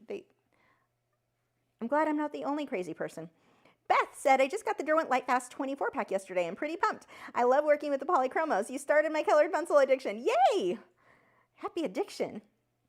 Red Metal said, you always amaze me and make it look so easy. Thank you. Jen said, did you finish your signature? I know you usually add the year. I'm back and forth on the year. I don't know if I want to, I go back and forth on that because I had decided at one point I was no longer going to add the year. And the reason for that is I had a family member that I just avoid them altogether now because it's just freaking insane. But I used to have to give her something for Christmas every year. So it was always like a painting. If I had a sketch or something I didn't really like, she would still like it. I don't know. She's, here's a those people who just can't not lie about everything. I have no tolerance for that. We'll just leave it at that. So I realized one year, I'm like, wow, I'm giving her something from like 15 years ago, and knowing her, she's going to think it's lesser because it's older, which really doesn't have to do with the fact that it's lesser. It was lesser just because I didn't like it, and I was giving it to her to get rid of it because I didn't like her either. But you can't help some family members. But anyway, I realized at that point, maybe it'd be better if I didn't keep adding signatures on, because that can add a stigma. Sometimes people will look at an older piece and think that it's not as valuable as a newer one, which is not at all true, but that can sometimes get in people's heads. So I had decided back around 2019, I was not going to, beginning of 2020, I wasn't going to add the signature anymore. Then the zombie virus hit, and I was like, it's kind of like a weird point in our history that I kind of want to track which ones I painted during this, because we didn't know what was going on at the time, like craziness going on in the world. And so I started doing my signature again, and I just got in the habit, and I was thinking about it again more recently. I don't know if I want to add the date to the signature anymore. Part of me likes it because sometimes I like to look back and go, oh, when did I paint that? But the other part of me is like, some buyers look at it as lesser if it's older, which is kind of crazy because it's like wine. You want older. I don't know, does all wine get better with age? I don't know. But yeah, so that's why I did not add it. And I keep going back and forth on if I want to add the date, keep adding it or not. What are you peeping for? Come here. You want to come sit over here now? Come here. I'm done painting. You can sit with me. Come here. There's a baby bird. You're just going to go hide in my hair, aren't you? Okay. Let's see. Red Metal said, I have Prismacolor and Color. Do you know if they work well together? I do not, because I don't have the second one, so I really can't say. If those all oil and wax-based pencils usually work pretty well together, so you should be good if the other one is an oil or wax base. And if you guys have not already heard about my Patreon, so if you like these lessons and you want more advanced stuff like the cardinal you saw over there, and you don't have to be advanced to follow along. That is how you get better. You get better by following lessons that feel more advanced than you think your current skill level is. If you are a beginner and you keep following beginner lessons, you will forever be a beginner. You're never going to get better. And unfortunately, a lot of the tutorials that you're going to find on YouTube, they're made by artists who they themselves are beginners. They may have been painting for 20 years, but they never progress past being a beginner because they always do beginner projects. That will hold you back. If you want to progress, you can sign up over at patreon.com/Lachri. For as little as $6 a month, you get access to all of my art lessons. I've been uploading lessons there for over 10 years now. I started in 2014. There are over 400 lessons. Like, that sounds crazy, like, oh, they must not be very good. I've been doing it for 10 years. You're getting all of them. $6 a month, you get access to every single one, new ones all the time in multiple mediums, so you are not going to be bored. But it's about the best deal you can get. And I have stuff that are really good for beginners, your first time with certain mediums, but then jump quickly into the stuff that feels too advanced, that feels too hard. That doesn't mean yours is going to look just like mine, because that's part of the process. I mean, you learn to play an instrument and it's not going to sound just like the teachers at first, but that's how you get to that point, is by playing songs that are too hard for you. Same thing with art. You need to paint things that are too hard for you. That is how you're going to improve, and I can help you get there. Patreon.com/Lachri, $6 a month. If you want extra bonus merch, because I've got some fun stuff that you get, there's some different tiers on there, but the $6 a month gets you all the videos. So, yay. Okay. Let's see, we still have a half hour, so please bring in questions. Otherwise, we're going to be staring at each other super awkwardly. We can sit here and make kissy sounds at French Fry because he's cute. Baby Panda said, can you do more paintings with the oil pastels? I noticed you only have 3 of them on Patreon. Yes, I can. I absolutely need to. And I think, I don't even know if I've got those on my website yet. But yes, I absolutely need to, like, because I love them. Love working with those. So, yes, I will. And let's see. Red Metal said, they're great. I need to sign up for it again. Yay! Rhonda said, how are your plants going? They're good. Let's see if this will show. If you want to bid on the pumpkin, by the way, there you go. There is what you would, oh, it looks all dark now. Oh, because I turned this light off. There, that's more accurate. Anyway, let me see if I can show you let's pull you off. This may be a terrible idea because this one likes to cut out constantly, but I can show you some of the plants in the room. It gives you a little bit of a studio tour. So let's go, this whole back corner, all of that are all plants. Lots of orchids. I can't get closer, unfortunately, from here, but lots of orchids. We've got my bearded dragon tank back there. Dragon is basking up on top. I don't think you can see him. But yeah, lots of plants, oh, and up there, oh, you can't see that. There's a ladder with lights, and there are 2 plants hanging and vining all over that thing. So I'm working on a studio tour. That's my next video I'm working on for YouTube. So I don't know if you can see, actually. Wait, can you? Oh, no, I'm not on the camera. Pay attention to what you're doing. You can't see them, it's too dark in here. The stained glass windows, I'm going to be doing I'll show you how I did those, and that whole video I'm working on is the next video. So that is coming very soon, and you'll definitely be seeing a lot more of the plants there. Let's see. Can you do a 2-hour picture of French fry? I could. Actually, there is an acrylic one of French fry. DJ, what medium did you want? So in French fry, I may hold off on doing too much with him because he still has his baby colors. He's starting to get, come here, don't fly, come here. You don't like to, you're gonna fly, aren't you? Yeah, hold on, let me go grab him. Come here, baby, come here. He's doing much better about stepping up when I reach for him and flying off. Where are you going? No, he can't hang out on the easel. But he's starting to get, you can see, a little bit of, no, it's not focused if I'm up that close. A little bit of green around his face, but he still has his baby colors. So not ideal for too many paintings. His colors should be they'll be pretty close to what they are. He'll get a little bit more green in his face. Let's see. Let's see, where are we? Have I ever painted a glass pumpkin? I mean, the pumpkin itself is glass. Wait. Painted like paint goes on the glass, or painted on a canvas a glass pumpkin? Which one? Pampest, because that would actually be cool if I have the aqua colored one. Let's see, pastel and colored pencil, pan pastel and colored pencil. DJ, you want that of the 2-hour French fry? Let me make a list. I actually have writing utensils out for once. Yeah, that'll work as my to-do list. So if you guys want to start giving me a to-do list for Patreon videos, I need the subject matter you want and the medium you want. So pan pastels and colored pencil, and you wanted that of French fry? Wait, was it French fry you were asking for, DJ? Double check, confirm that for me. Because he would actually be great for that because of the softness. Okay, yes. Okay, you are on the list. And that was for DJ. So yeah, let me know what you guys want for lessons. Again, medium and subject. And for Patreon, I'm not really limited so much with Patreon. Like, I'm limited for the live streams because I've got about an hour, hour and a half to get stuff done. But for Patreon, we can do, I mean, I've spent a few weeks on this one. We can, I don't know, can you see yeah, you can kind of see the cardinal back there.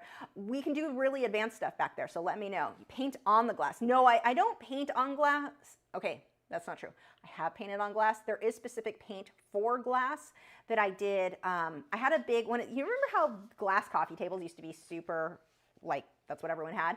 I had one back in the, when was that, 2000 when we got married. It was from IKEA, so it's your super cheap one, but it wasn't, you know, super cute. So I painted the underside of it, so a stained glass type look with, it's a type of glass paint. It had orcas with some, or no, it wasn't orcas, it was humpback whales, but like stained glass, and then tile. It was really pretty. I wish I had photos of that because that came out, like, I loved that. That's the only time I've really, yeah, I'm not one to do a lot of, I mean, it's more of a craft. Well, no, kind of a fine art, but it was more crafty. I don't have anything like that to paint now, though. I guess I could paint on the back of a picture frame and show you guys how to do that, but then I have to go buy all the paint. Do I do pictures like, fantasy pictures like dragons? I don't typically do dragons. I do want to, but I like fantasy stuff a lot, so I'm not going to say I wouldn't. It would be, I would do it. If I get a request for a dragon, I will do it, for sure.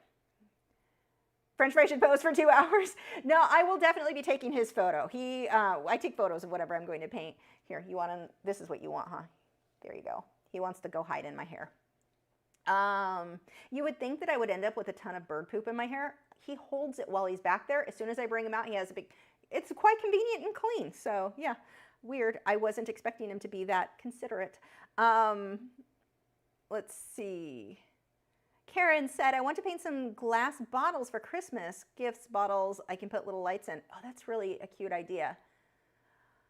I don't have the stuff to do it, and I can't afford to go get it, honestly, right now. Our economy has killed me, and everything, insurance. Like, I'm paying an extra, just insurance, for one car in my house payment, over $400 extra a month. Over $400. And that's just that. That doesn't count it's a struggle right now. I don't mean to be super whiny, but I used to have money to just go buy art supplies I needed, and now I have to be a lot more. I have to be careful because there's no money. So all my money goes to my chickens. So yeah, I'm going to have to, eventually, I'm not going to say I won't if the economy turns around and I can afford bills again. Yes, that is actually kind of a fun thing because I know how to do it, so I may as well teach you guys how to do stuff. So yeah. I like the idea of it, but luckily, Karen, there are going to be a lot of YouTube videos. There should be some stuff on YouTube. Check Lindsay, the Frugal Crafter. She does so many different crafty stuff too, on top of like normal watercolor and stuff. She's amazing. So check her out. I don't know if she has anything like that, but that would be cool. I do have a video on Patreon showing how to do gallery glass. Actually, that would work. If you want to do like a stained glass look with gallery glass, like I did the stained glass looking windows, you could do that on those bottles. That would absolutely work. Your design would be a little bit bigger, like you couldn't do super intricate that way, but that's a possibility for you. Fairies too, not just the ones that look like Barbie dolls. Yeah, I want to do creepy fairies. I'm going to add creepy fairies. Someone want dragons. I'm going to add both of those. Red metal, you can request whatever you want now. That way, when you do sign up, it'll be ready for you. Let's see. What about your windows? Don't you consider that having painted on glass? Yeah, I mean, technically I painted on plastic on those. But yeah, it's just the challenge with that, with gallery glass, it's very thick. And so you're not going to get teeny, teeny, tiny detail unless you're working huge. Painting on glass bottles, that's a small area. So you would probably want to go more with paintbrushes, and that's going to be, you are sliding down the back of, like, you're falling. There you go. Here, come here. There. Whoop, nope, there you go. That is going to be harder to get the detail with gallery glass for the size of a bottle. That, I think normal glass paint would work better, and I don't even remember the name of the type of paint that I used. I know that you could get it in more opaque and more translucent colors. They were little bottles. I got them at Michael's years ago. Let's see. Do you have a video on how to paint or draw glass? I have an acrylic painting where I have a glass vase. It's a rose with a bee. It's kind of a weird one, but the glass would work. The glass portion of that would fit what you want. So yes, I do have that one. If you look at, it's a rose sitting in a glass jar. That one definitely, and I may have other lessons that have glass jars in it, but I don't have one like specific just glass. But that you could, just watch the glass portion of that. The trick with glass is just high contrast. It's your dark, your black, like darkest dark right next to your lightest light highlights, and that's what gives it that shiny look, and we talk about that in that video. Can you do realistic animals instead of flowers with the oil pastels? Sort of. So I did a puffin in oil pastels, and he's sort of realistic. You want to go bigger. Oil pastels, I think, are just so much more suitable for a more impressionistic look. Can you do realism with them? Yes. Sort of. I mean, yes. But it's never going to be as realistic as like colored pencil. It's just never going to get that level of detail unless you're working huge, and they're expensive. Like, seriously, I cannot afford to work as huge as I would need to get that kind of detail, and then I have to store it. But it's not that it's impossible, it's impractical. I think that's the better way to go. So you can do sort of realistic, like the puffin, and there are ways to get different looks. So let me put another realistic animal.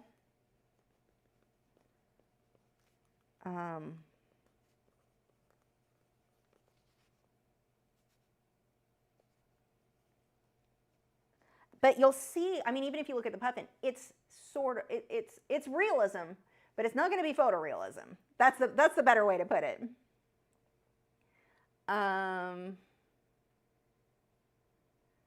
Let's see. Red Metal said, oh, great. One last question. What is a good starting out watercolor? I like the good stuff.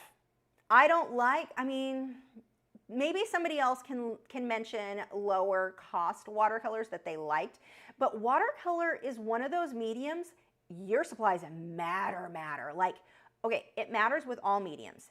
Like, all mediums matter this much. Watercolor is like through the roof on how much it matters, on how happy you're gonna be with those. Like, you use the cheap ones, they don't have the pigment, they don't blend, they just don't behave nicely. So I would check out, this is one I would go to Lindsay, because Lindsay uses a lot of different mediums. I think she's gonna give you a better answer than I possibly could. I have used cheaper watercolors, and it's one of the reasons I didn't like watercolor. So even though you're just starting out, if you're using watercolor that's crap, you may think you don't like watercolor, and it may just be the watercolors you're using, because that's what happened with me. I just was like, I hate this, I'm not good at it, I don't like it. Then I got the Schmincke. Oh my gosh, I love watercolor now. So yeah, that's a hard one, because watercolor, I feel like your materials matter so much more with watercolor than almost any, I can't think of any of the other mediums I work at with being as demanding. I would recommend getting a very small set, just a handful of colors, and you can buy, I don't have them over here, but you can get just a small tin and make your own little watercolor pans, you know, get the kit and buy the individual tubes of the colors that you want, get 3, 4, 5 colors, and just start with that, with better watercolors. You're gonna learn more from that than from having 20 colors of something that's cheap, or 50 colors of something that's cheap. Just get a couple, heck, get black and white and get used to building up your values and how the paint blends and how it works with water. I would rather see a student, like if I was working with somebody in person, I would only work with the good stuff. So in my case, I really like the Schmincke. I know Daniel Smith has a really good reputation too. Those I think you're going to be happy with. But I'm just speaking on Daniel Smith from my friends who use it. Like Clark Fine Art loves Daniel Smith. So she, yeah, see, I wouldn't go cheap though. Even though you're just starting out, I would just go fewer colors just starting out, but still get good watercolors. Get decent brushes. Like the Creative Mark Mimic brushes are wonderful. Like look at the brushes I have listed in the video description. I really like all of those ones. And then there's like a black velvet, black silver.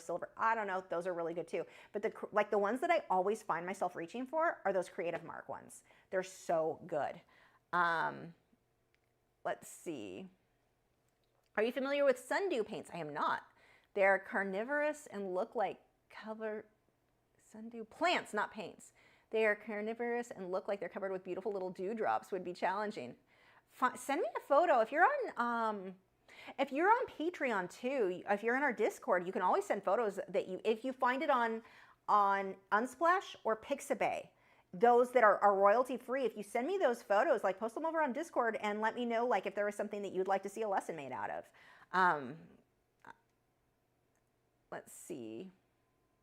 Yeah, Karen said all watercolor artists say paper is critical, 100% cotton, quality paper plus decent paints. Yep, and brushes, decent brushes, like all of it. Like watercolor is so fussy. They are like, they remind me of Prismacolors, just they're fussy. They are very picky, you know, except you can get more light fast colors with them than you can with Prismacolors. But yeah, they are moody. QOR is wonderful, but it can run away if you are a beginner. I don't know that one. Princeton Velvet Touch is a great quality brush to start with. Thank you. I think I got some of those too. Didn't I? Did I get those? I think I like them too. If I'm thinking of the same ones, but I could be wrong. Karen said, learning to blend your colors together for watercolor is important, so just fewer colors might be best to start. Yeah, exactly. So that's the other bonus. Less colors, less likely to end up with a muddy, muddy mess. A lot of people get like tons and tons of brushes, or tons and tons of colors, and make they try to use them all together, and it's not cute. And watercolor is one of those mediums that you can overwork. Like I often hear people talk about the idea of overworking something. And I'm usually the one to tell you you're not going to overwork it. You may have an ugly layer, just paint over it. You can't do that with watercolor. Watercolor, you can overwork something and end up with mud. Every other medium is so much more forgiving with that. And it sounds like I'm bashing watercolor. I'm not. I just want people to go into it with a realistic expectation so that they enjoy it. If you know that, you're more likely to enjoy it. But if you think you're going into watercolor thinking, oh, I'm going to do watercolor because it's easy, those people are usually not going to have a good time. But if you go into it knowing it's a challenge and I'm gonna overcome it, I'm going to learn it, then you're going to like it. But yeah, Core, Q-O-R, Core is what they're called by Golden. Oh, I am not familiar with those. Creative Marks is a Jerry's brand. The Mimic brushes are a faux squirrel brush that still has some snap to them. Interesting. See, Clark Finer, she knows all the stuff. She also has live streams here on YouTube, so you should subscribe to her. Let's see. She's also in our Discord, my Patreon Discord, answering everyone's questions. So there you go. Super helpful. How about a red panda acrylic or pastel and colored pencil? Red panda.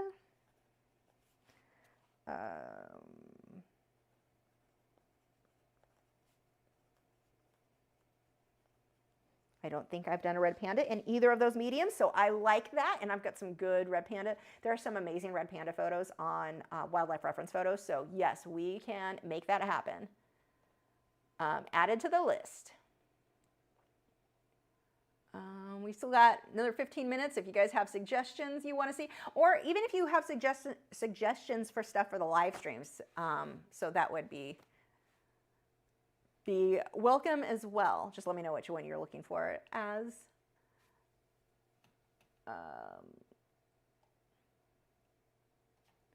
Let's see. There were some other things on art stuff that I was like, oh, I want to talk about this tonight. What was it? I had a list of things. Do I have it on my... Did I write it down? I should have written it down, but I don't think I did. Where's my note? Hold on. Where did I put Mila notes? Nope. I don't know if I wrote it down. I had some topics. I was like, oh, this will be great. And I don't remember what they were.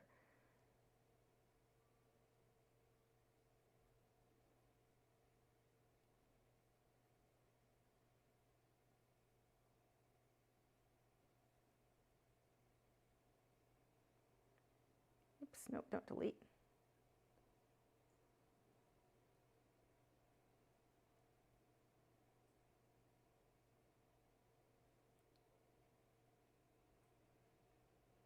So this one was actually a request on one of the comments, and I can certainly talk a bit about that now. Oh, I didn't even write down on this who asked this, but somebody had asked for more business type videos, wanting some, like, how did I start my YouTube channel? How did I create product from my art and set up a website? All of that stuff. So let's talk a little bit about that, being that we've got a few minutes. Oh, wait, here, first let's do Redbubble said, thank you. Watercolor has always made me nervous to learn, but I love learning colored pencils, so I'm excited to try it. Yeah, and if you plan on going on top of it with your colored pencils, you can fix anything you didn't like with watercolor. It makes it so much more enjoyable when you're learning. Anyway, so let's talk about a little bit for how I started my YouTube channel. That was actually a little bit weird because I didn't plan on making a YouTube channel. This was back in like 2011, 2012. One of my friends, I was trying to add stuff on my website. I wanted to get something more interesting on my website so people would go to it. So I was trying to do like step-by-step photos and if anyone was interested, I don't know why I thought people would be interested in that. They weren't. But I was putting that on there, and my friend was like, hey, and this is a friend who's given me excellent art advice like 15 years before. So, he said, why don't you upload, like do a time lapse and upload it to YouTube? I was like, all right. So that's when I did my first one, because I learned you'll listen to Jaime. He knows his stuff. So I did, and I started uploading a few more, and I started getting notifications over the next few months of getting a subscriber here and there. I'm like, a subscriber? I didn't even know what a subscriber was. I didn't know that was a thing you did on YouTube. I thought it was just like a place to host images like PhotoBucket. Was that PhotoBucket? Is that what it was? I think PhotoBucket is what I used to use for the in-progress photos. I would do like a little it would scroll. I thought that was super fancy to have something scroll on my website. You are stuck in my hair back there. Like, you're not hanging on very well. But anyway, I went ahead. That's how that started. And then I was contacted by a multi-channel network. It was Creative Digital Studio, and before that, was something else. I don't know. They've changed their name because they're crap. They're all crap. But I say they're crap, but they did help me. They told me, you know, how to turn my channel into something that, you know, ask people to subscribe. And they had like your best practices for growing a channel. And the thing with that is they took 30% of your revenue of whatever you made on YouTube. So, which wasn't a lot. So I'm thinking, I don't make anything on YouTube. That's fine. So, but there were deals like you got free music through certain companies, and there were extra things you got with being with them. And I was with them until, gosh, maybe 2019, I think it was around 2019. So I was with them for a long time because it's hard. Your contract is for a year, and to remember to cancel in the right time. And then when you cancel, you lose access to that music. So you start getting copyright claims on any music you used with them, which was not how that was supposed to happen, but they had a problem with their contract. It was a nightmare. But anyway, that was basically kind of what pushed me into turning YouTube into something. So as much as I complain about them, I'm also grateful because I don't know if I didn't understand how to grow on YouTube. There weren't, like now, you've got channels like vidIQ and TubeBuddy. You've got these like really good channels to Makers something or another that teach you how to do better with better videos, better all that, and that didn't exist back then. So like even now I've got a YouTube coach, which is amazing. That wasn't a thing back then. So yeah, that was kind of how that started for me. It was an accident. It was a complete accident. Now, if you are getting started with a YouTube channel, sign up, watch vidIQ, and vidIQ is my favorite. I've had the pro version of TubeBuddy. I've had the pro version. I have the top tier right now for vidIQ. vidIQ hands down. Not that TubeBuddy is bad. I don't think it's worth the money though. Like you don't get enough from that. vidIQ has so much useful, helpful tools. Marco is my coach. He has such good suggestions on, like I can throw like thumbnails or like the video that went up, it's not performing great that went up. And maybe it was just a boring video, entirely possible. You were like falling out of my hair back here, bird. But, I can be like, okay, what do we need to change on that? So we're going to go over analytics together. He's going to help me look for like what works, what doesn't work on my channel. Like stuff like that's super helpful, but you don't even have to go to the point of having a coach because that's like your higher tier. You can go with vidIQ for the lower one and it has suggestions for you and it walks you through like a plan, like do this to your channel. Now on this day, here's a lesson, understanding what your title should be, what your header should be, like they really explain how to make a video that appeals to your viewer. Not that I'm necessarily good at that, but they do a good job of explaining it, and that just didn't exist back then. But if you are looking to make a YouTube channel, hands down, like check out vidIQ stuff. And I'm not like an affiliate or anything, but oh my gosh, I think I might have an affiliate like way to sign up with them. I should do that, huh? But no, I mean, I really am happy with that service, with helping and you know, it's been great. So that has been really helpful. As far as turning your artwork or getting like products, like how I have the phone case. So there are different drop shipment things that you can set up with. Fine Art America is what I still use for my prints. Are they the best company to work with? People get their stuff. I know that. I know that that's not been a problem, but they did print some sweatshirts that came out terrible. My friend showed me. I was like, wow, that looks terrible. I would have sent that back. So I took any merch off my site with that, but they're prints, like actual prints that hang on the wall have come out looking great.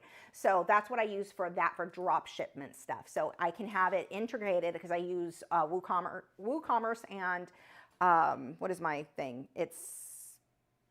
What is my website set up with? Somebody help. Website is drawn a blank.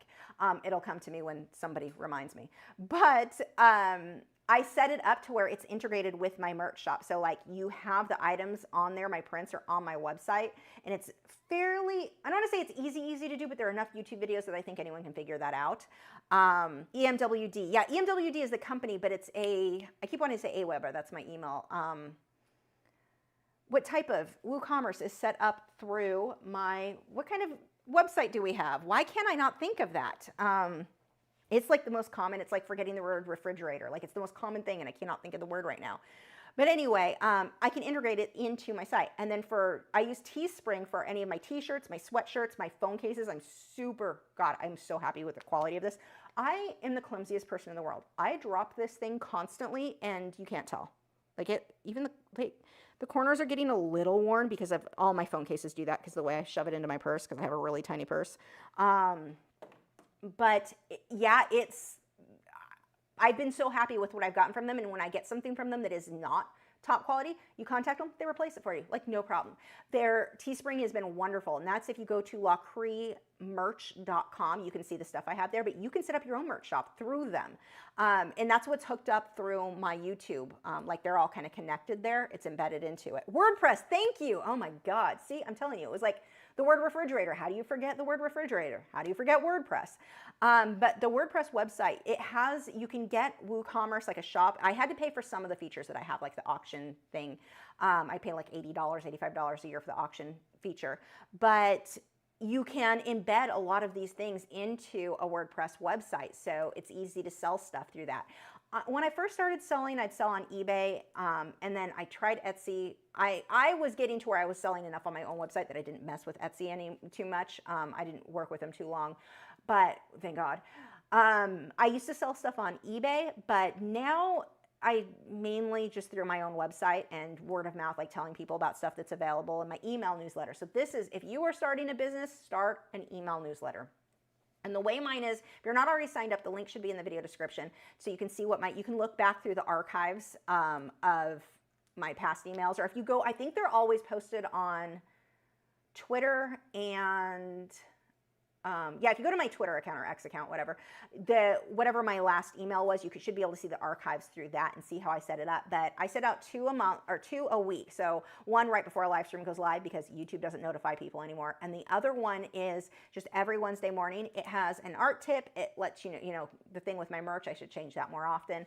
It has, like, it's all set up, and I just change whatever the current information is. But have an email newsletter. That is one of the most useful things you can have as a business. So very, very important. Do that. And let's see. Yeah, WordPress website with a Divi theme is what I use on mine. And the theme you use on your WordPress is really going to make a difference on how easy or hard it is to do. I love Divi. I've been using it for years. You can do so much with that. I love it. So yeah, those are my business things and how I got the merch. I do a lot of I like drop shipment stuff because I don't have to hold everything here. If I make a bunch of prints and have to store them here, it takes up space. If it gets damaged, if water gets spilled, if something happens, I just lost all those prints or whatever, whereas drop shipment, I don't even have to worry about that. They send it directly to you. I don't have to worry about shipping. I don't have to worry. They do all of that. So yeah, they're getting a cut of that sale, but it is absolutely worth it to me. So that's like where I use Fine Art America. And there are other drop ship companies. So I'm not going to say that Fine Art America is the best. It's the one that I've been using for years. And while I have had problems with them, they were on sorry, itchy eyelash there. They were on, like, I couldn't log into my account. But as far as I know, everyone who's ever ordered from them had no issues besides that sweatshirt my friend got, and I took sweatshirts off my thing because, God, that looked bad. That's why I use Teespring for them. But so yeah, if you use Fine Art America, do not don't do the option for having T-shirts and stuff printed because it looked horrible. But there we go. Yeah, those are some of my business things. Definitely get a website for yourself. A lot of people are like, well, I have my Facebook page. Facebook randomly will delete you for no reason. They did it to me. They locked me out of my account until I went through their creepy, security showing my face from every angle. Gee, what are they using that data for? Who knows? I don't trust them. I know that. But you don't want to trust your business on that. You want something that you're in control of. So let's see. Do you ever do ink details on top of watercolor? I don't, but you certainly could. That would look really good. DJ said, I remember when you were doing your first videos. It was a while ago. Yes, it was. Let's see. DJ also said, you got me learning with colored pencils and polychromos. Yay!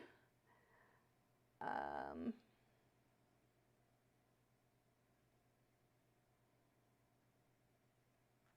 just scrolling through.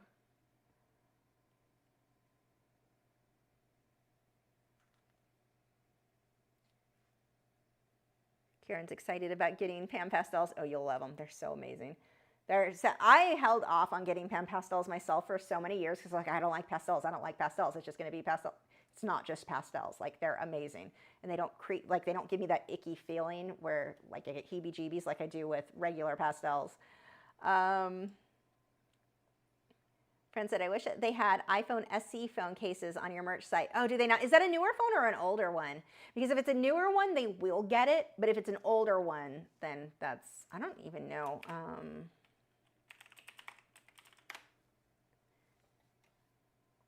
I'm not familiar with iPhones, so I'm no help there. Let's see, TIFF iPhone cases. Let's look at that one. Some of them, it looks like they're just sold out. Oh, they have a lot of different iPhone ones. If it's a newer one, they may just not have it yet. If it's older and they don't have it, maybe message them and request it. It surprises me that there would be an iPhone that they didn't have unless it just new. Facebook, Karen said, Facebook locked me out and would not respond to my inquiries. Yeah, that's basically what happened to me. Oh, it's their cheaper phone. See, even that's weird to me that they wouldn't have that. Fran, message if you want. I mean, it's up to you, but maybe message or tell me, message me off this, like through Discord or email, lisa@lachri.com, the phone that you're looking for, because I'm never going to remember, and I can message and just put in a request. Maybe if enough people request it, they'll get them in. Because I'm sure lots of people have that phone. Like any iPhone, I'm sure lots of people have that phone. Let's see. Yeah, that's, yeah, DJ said, I hardly use Facebook at all. It scares me. Yeah, now, yeah, I use Facebook some, but not a lot. Like I do not depend on that for my business. I mean, you don't really want to depend on any one thing for your business, but Facebook and Instagram, like I use them sometimes, but mostly just because it entertains me. They used to be a major, major part of my business plan, and there's no reason now. Unless you're paying for advertisements, you're not getting your work in front of people. People don't see what you post on Facebook, like at all, unless you pay. And I tried, so here's a quick, we'll wrap this up, but here's a quick thing. I actually tried doing the paid advertisements on Facebook. I was doing up to I did $400 a month. That's a lot of money. But I'm like, if I get enough Patreon signups from that, then it's worth it. And at first I did. And I think that's by design. At first I was getting those signups and it was paying for itself. And that only lasted for a couple of months. And then I upped it to like $500 a month or $600. Like I did up it. And I don't remember the exact numbers. It was something like that. And then it just wasn't working I was not seeing any, like it just wasn't working. And then they were putting it to where it was like, I wanted it to just be separate, like through people's normal feed. Well, we'll put it in their messages. No one's paying attention to advertisements in their messages. Like have it when they're scrolling is where I would be more likely to react, and that's where I wanted it. And they kept changing it back so that it was just not working. And I stopped getting results from them. And they were like, well, we're also going to put it through ads on shorts and reels. I don't want it on shorts and reels because I know I never, ever pay attention to those ads. That's an instant skip for me.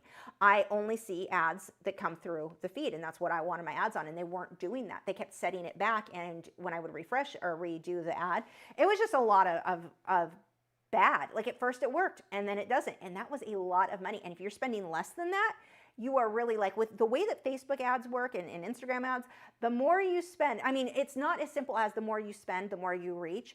It's more than that. It's like it just doesn't work unless you're spending $50 a day. You spend $50 a day, you're going to reach some people.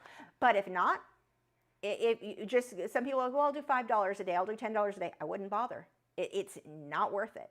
So yeah, their ads are just, yeah, not great. Occasionally I see an ad that I like though, like Squawk Box. That's what got me to sign up for that, and I'm super happy with that box. So I did order too from an ad I saw on Instagram or Facebook, nail wraps that are supposed to last longer than polish. I don't know, they were $3. I figured $3, I'll try it. So I'm excited to try that. But anyway, thank you guys for watching. Make sure to check out our moderators channel. Joseph goes live every Monday. Clark Fine Art is live every Tuesday. Do I have that right? I suck because I don't remember. I'm going to make a note and just stick it over here so I can remember things. And the word WordPress, because apparently that's hard. I should probably write down the word refrigerator at it because I'm sure I'll forget that next. Anyway, check out their channels. Links are in the video description. And let's see. I don't know. I don't know what other, I can't think of whatever else I'm supposed to, French Fry says, have a good night. He's partially stuck in my hair. I will see you guys next week. You can leave comments of what you want to see, whether it be for longer, more advanced lessons on Patreon or for the live streams. And I think this pumpkin, do I get to keep this pumpkin? I think I got to keep the pumpkin, unless my email didn't come through. I do get to keep the pumpkin. Okay, I will see you guys next week. Bye.